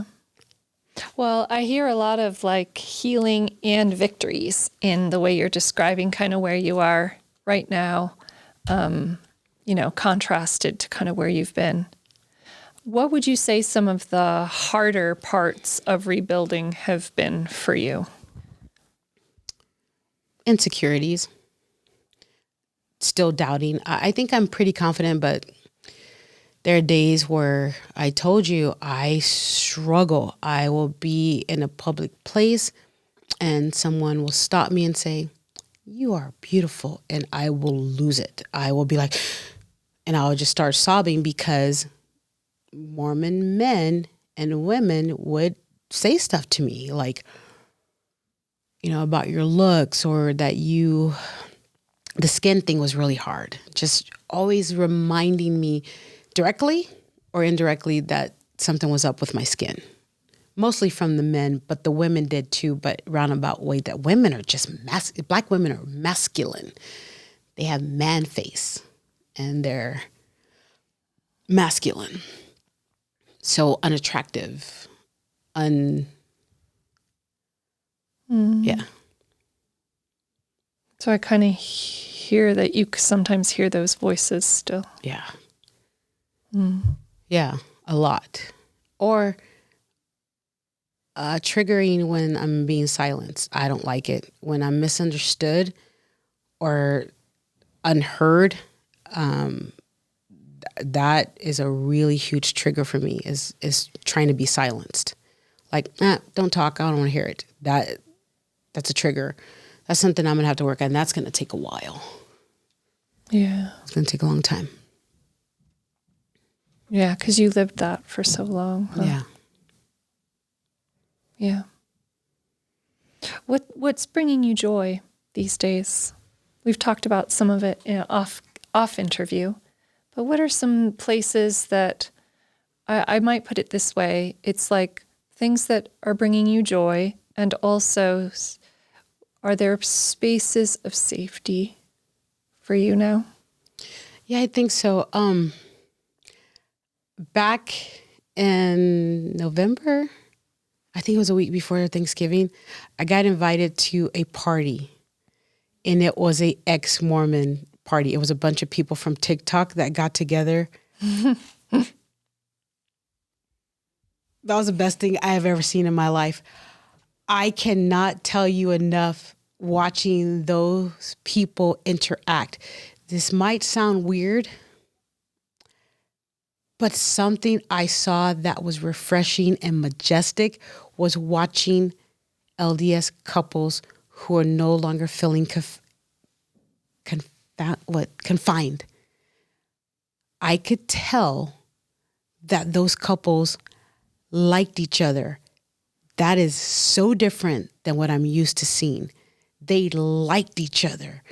The men and the women, there was so much mutual respect and chemistry. I'm like, what the hell? It was like, these people were my age and some a little older. They were dancing, which, and they were laughing loudly that we're not supposed to do. They had some sippy sip. They had drinks and they were happy. They were laughing. They were telling jokes. They were hugging each other. Hey, it's nice to meet you. Oh my gosh, good to see you. And they meant it. I can feel it. It was so damn cool. It was so cool. The couples, I think they weren't feeling, my interpretation, they weren't feeling confined. They weren't feeling like they were touching each other, but it wasn't sexual. It was like when you first see two people that like each other that are dating, like it's their first month of dating. These couples have been married for 30, 20 years and they liked each other. They were dressed up for Halloween and it was cool. And so those spaces, ex-Mormon spaces of people that get it, that included me and mine. We weren't talking about Mormon stuff. We were just enjoying each other's company. And when I go to Mormon things now, I'm tired, I'm restless, I'm uncomfortable because they're uncomfortable. And not them. They're at peace. They were fun. And that's the kind of celestial kingdom I want to go to. Yeah. Anything else that's bringing you joy lately? We've kind of talked about your cooking and, might I say, your Christmas trees. Oh my gosh. I love my Christmas trees. So the story with that is that I've always worked. I've always been like 70, 80 hours a week work. I never had time for the holidays. And when I did have holidays, of course, they were not fun. They were stressful because I was either in somebody's home that I was uncomfortable. Like they had me there, but they didn't really want me there. It was just like, hey, let's just invite her. She's a single mom. But I wasn't able to be myself. I couldn't just relax. I'm uncomfortable. I'm shifting. I'm like having small talk. Hi. How are you? Good. How are you? There's corn. Yeah, I like corn. Then now the conversations at different engagements are, oh my gosh, have you had some corn? Corn's great. This is great. Oh my gosh, you like popcorn? And it's a different type of conversation because we're just being ourselves. I've not been able to be myself. I've been told who to be by many people for so many years. You need to be like this. You need to do this. You need to do that. And now I'm just like, no, I'm going to go to that buffet and I'm going to decide what I want to eat. And I'm going to enjoy that. And the trees are one of them. It reminds me of holidays that I've now created for me and mine that don't resemble anything that anybody's created to tell me how to enjoy. So we enjoy Christmas like this. We don't watch football and we do nothing. You want to watch football and be loud and have fun. And that's why you like 13 Christmas trees. So that's fine. Yeah. And you said something about food. So now I feel I can cook whatever the hell I want. That I don't have to worry that what I'm cooking is too much. And I feel like now I can be me and it's okay because even in these spaces, in Mormon spaces, like when I'd post a new picture of my wild hair, because I do black, platinum blonde, I do black, I do green, I do purple, I change my hair a lot. And so LDS women would be like, wow, I think you look better with natural hair. I don't think I asked you, but thanks, you look better with natural hair. And, your nails are too long. Usually prostitutes have really long nails. And I'm like, okay. So I usually have really long nails. It's because I have fat fingers and I want them to look skinnier. So the longer the nails, but that's beside the point. And they'd be like, wow, red is the color of this. I mean, just always judging and telling me, do this, do that. Those are too long. Those are not natural. But I don't want to be natural. Your boobs are natural and that's okay. So leave me alone. Like I was getting annoyed and I was like, I didn't say anything to you about what you had done. So if I want to have blonde hair, platinum blonde hair with a mile long nail, so what? What does that have to do with you though? Right. Like, why can't you just like me for me besides what I'm doing with me? I don't care about what I know you're doing. That's your business. I don't care. I like you. But that wasn't for me. It was always critique. Well, maybe you shouldn't be so angry on Facebook and maybe you shouldn't share this. It's just always critiquing on what I need to be. And then I decided, I'm going to be me and you can decide to stay or not. I won't unfriend you, but if you want to go, then you can go. I'm okay with that.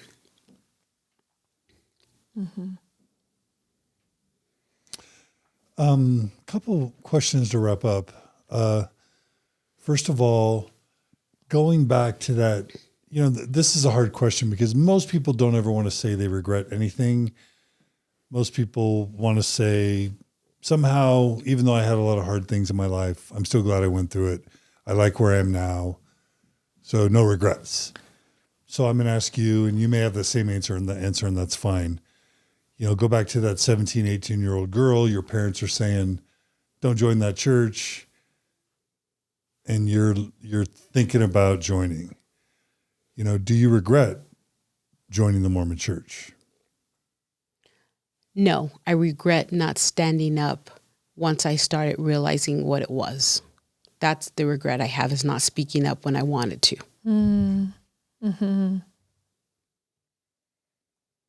Which was pretty early on. Is that right?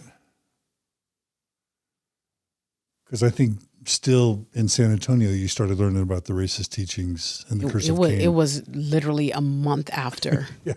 And I was... Yeah. So you It's- regret speaking, yeah. not speaking out. Yeah, I earlier. regret. Well, not so much earlier because I was still young, and it was. But once I really start realizing what it was, I regret not saying, "Hey, that's not right. That's enough." I regret not calling the church leaders in, not speaking. Once social media started being what it was, I had a platform then I could have said something, and I didn't. And I wish I would have said something earlier.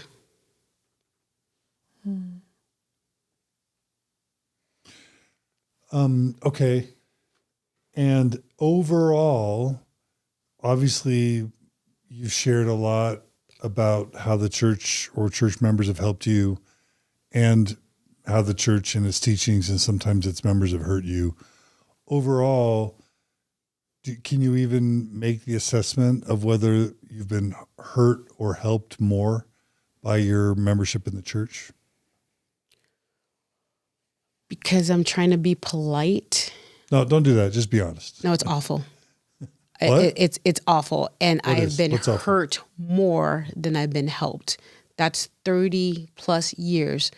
And the journals I read, it is not good. It really is not good. It is not good. And how do you fix that? So it's like this. 30-year marriage. First year was kind of interesting, but not bad. And you get beat up, but you get some flowers and some candy. And then you adjust to that. And then you get beat up again. And so then now you've got, hey, listen, you wanted to go to school, let me pay for that. And then something else happens again. And then, well, you did want this kind of car. Where are you going to go? If you go, you're going to lose all this and the kids are going to suffer. So you're like, okay, fine. So you take it again. And that's just what it's like. You keep getting things to say it's okay that we're hurting you, but we're taking care of this need, right? So you have to take the hurt because it's part of being human, okay? But I'm going to beat you up again. But you can take it. And not only that, they do tell you, you could take it, okay? You said you would. You made a promise to. God already knows this. You're going to endure it. So You chose this. you chose this. I'm going to kick you. I'm going to throw something at you, but you can take it. And after you take it, I'm going to give you, you know what? And then the worst thing happens. It's one of the biggest blows ever, the biggest, nastiest, awful year of that whole marriage. But then they give you the one thing you've been wanting. So now you're leaving. You're like, I'm out of here. I'm not dealing with this. And then they give you season tickets to the Dallas Cowboys. You're probably going to shut up and take it. That is a trade-off. I don't know if I can get them on my own, which I can, but I don't know how. But they made me believe that they can only provide it for me. So I just got season tickets to Dallas Cowboys. Let it rip. What else you got for me? I'll take it all day long because I know I get to do something I like from you. You provided this for me, so you get to abuse me. That's fine. But I'm going to go to Dallas game because that day I'm going to have fun, even though all of this is happening here. That's the equivalent. So maybe I'm a tiny bit confused because I just heard you say you've been hurt more than you have been helped. Yes. You've been harmed more than you've been helped. Yes. But in the previous question, I asked if you regretted joining, and you said no. No. So why don't you regret joining the Mormon Church if it's harmed you more than it's helped you? Because I think for me,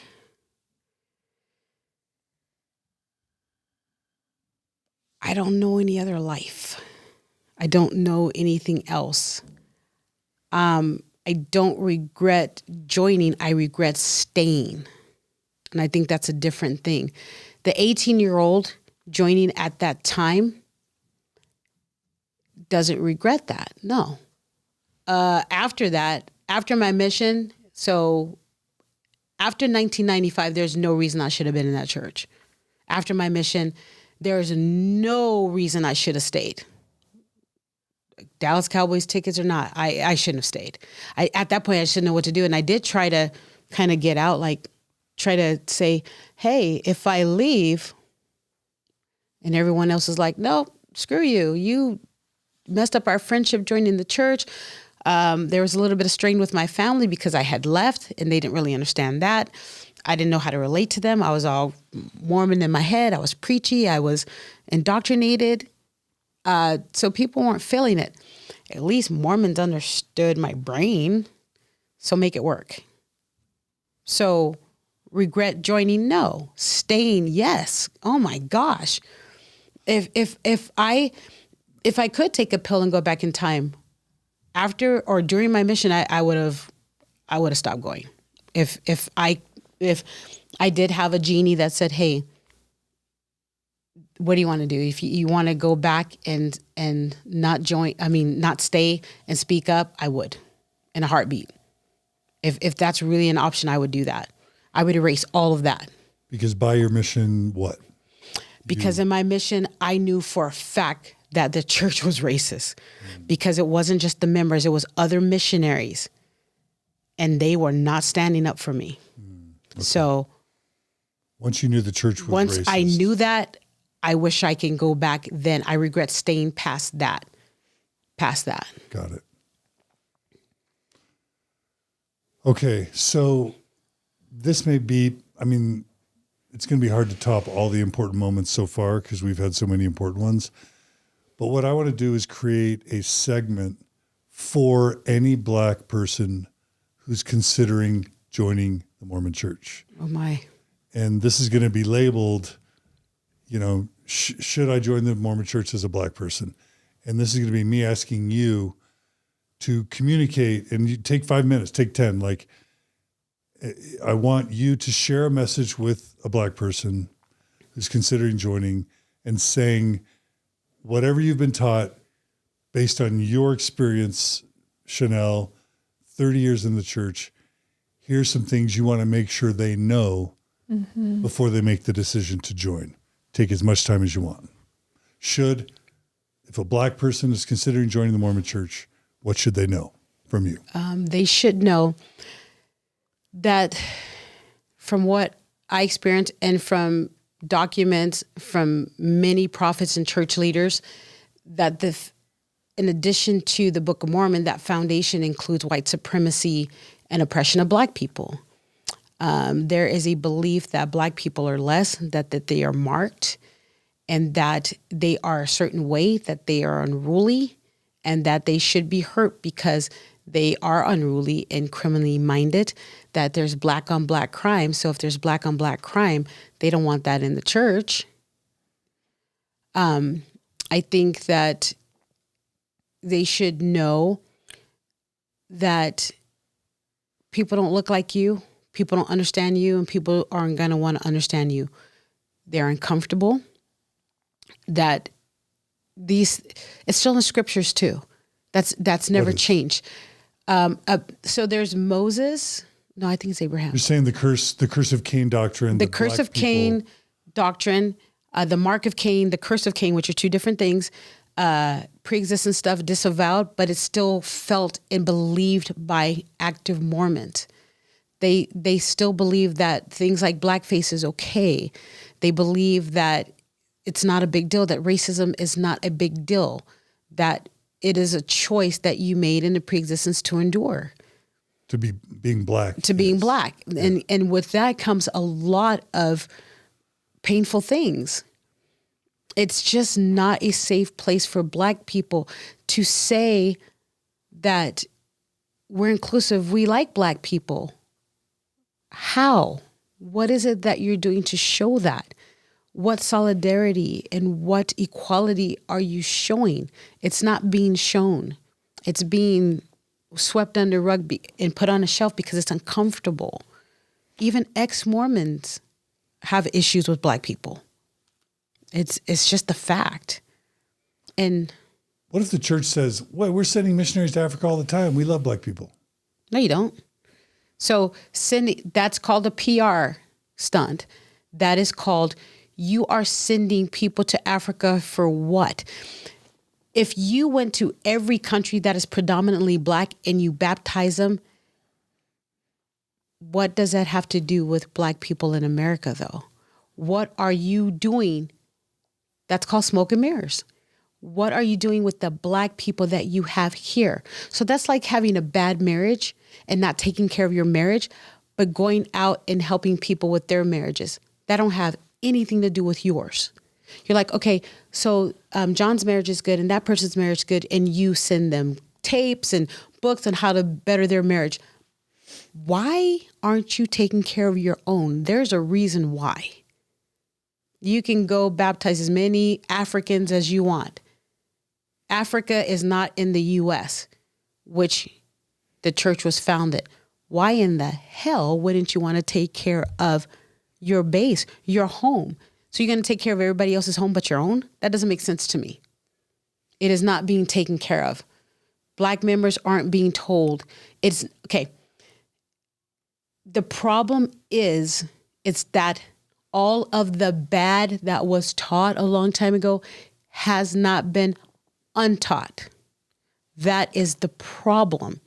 Because if they don't unteach it, those teachings are still in people's hearts and minds.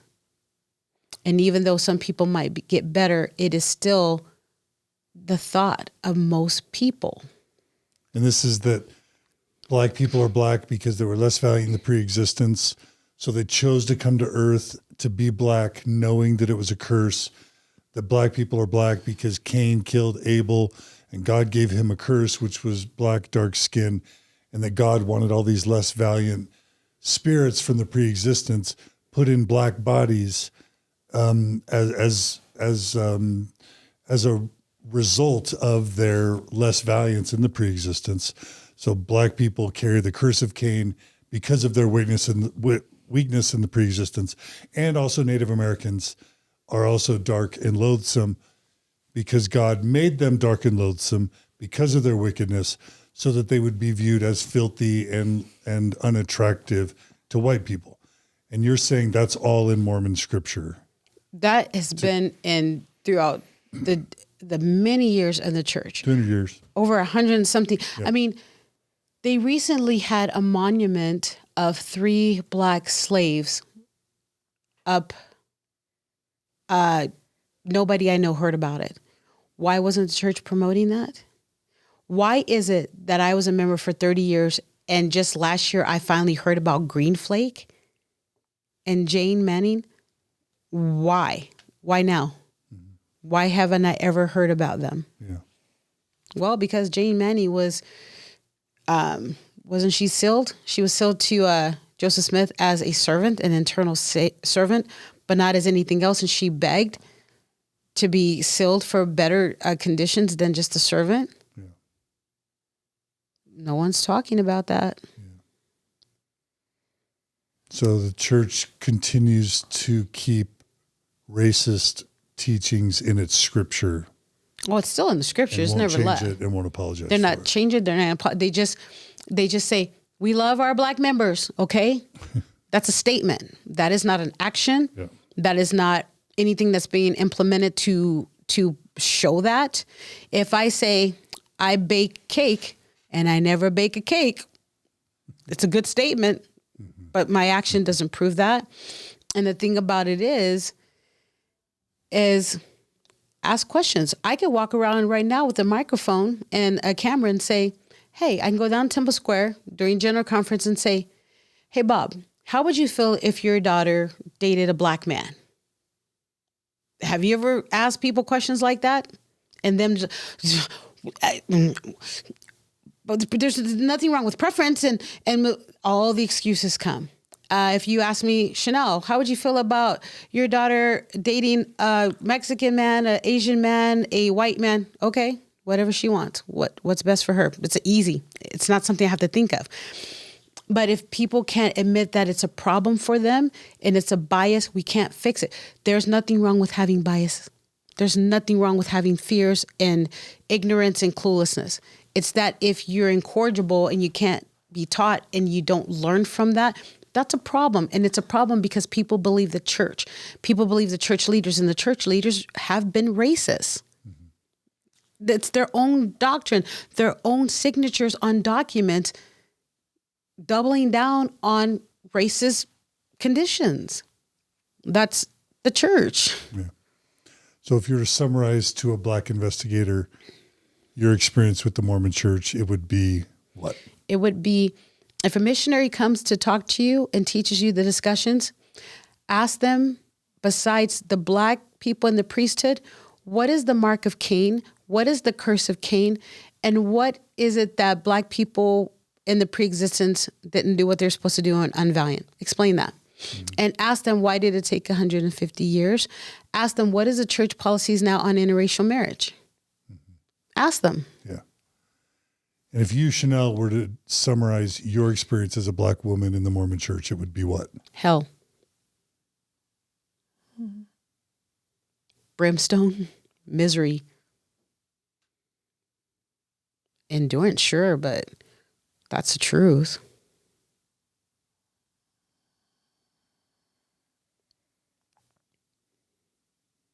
I'm so sorry. Yeah.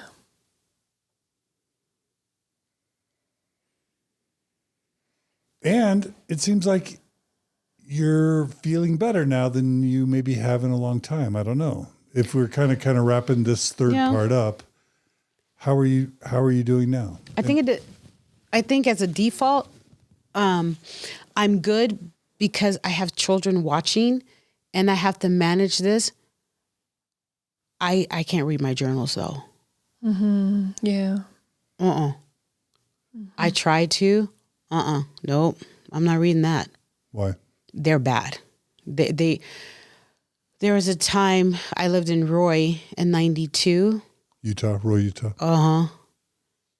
I think I lasted 2 months. It was awful. The bishop and the ward, they blatantly ignored me, wouldn't talk to me. And I was reading up on why I was mad at the bishop and what he was saying and what they were doing. And it was not good. And then I started reading. So I have it from 1990 till now. I still have my journals. I won't read them. I think I'll get to the point where I can or I can't read them right now. Right now, I think I'm okay.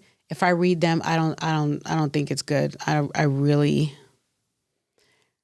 want to read them. Yeah.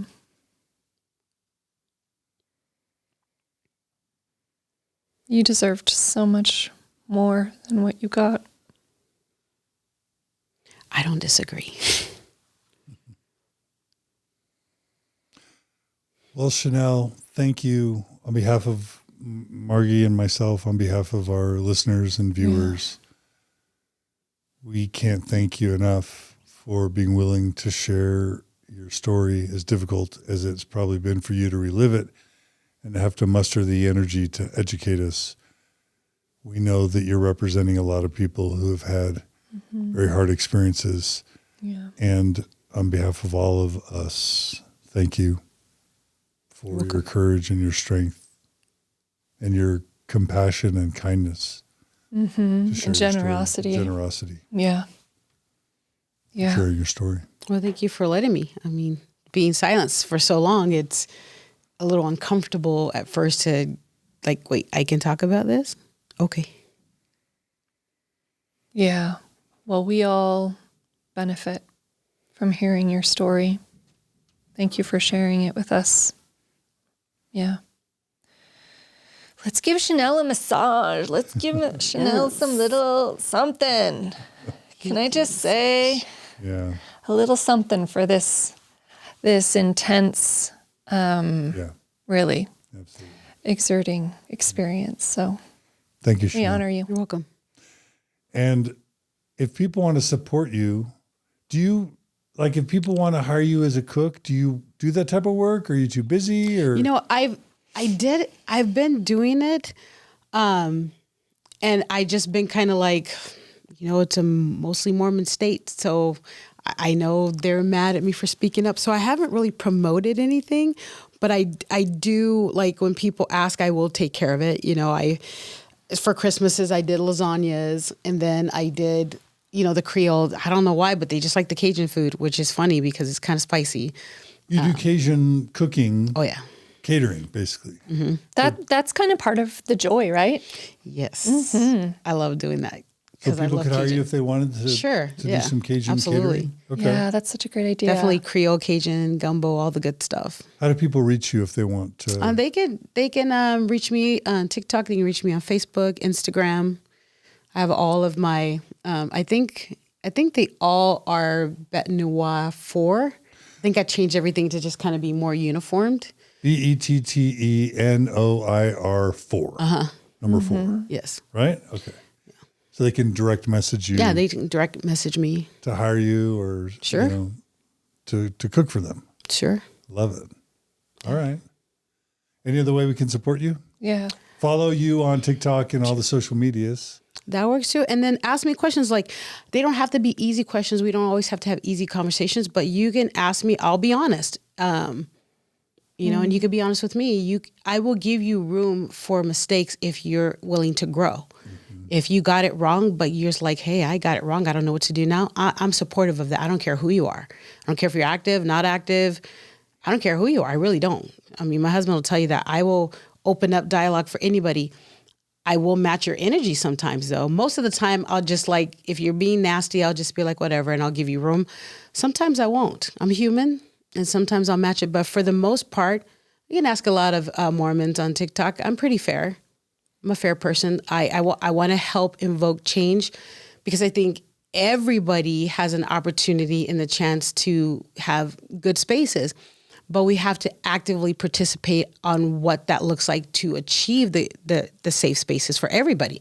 Everybody can be in a safe space. 50 things can be true at once, but we have to do it. We have to work at it. We have to listen. Beautiful. Yeah. May we all send Chanel support and love. Absolutely. Yeah. Sounds good Send to a me. little support and love Chanel's way. Can we? And if we can't control the Mormon church, let's make the ex-Mormon community supportive and affirming. Yeah, a bit healthier. And, you know, less racist, Yeah. more Yeah. egalitarian, Please. right? Yeah. Yeah. All right. Well, thank you, Chanel Achenbach. You're welcome. Yeah. Please stay in touch, all right? I will. Good luck. Thank you. And if we can ever return the favor, please let us know. Will do. That's right. All right. And Margie, thanks for joining me today. It's always great to have you My pleasure. riding Yeah. shotgun. Thanks. All right. Thanks, everyone. Be good to each other. Be kind to each other. Follow Chanel. Support Chanel.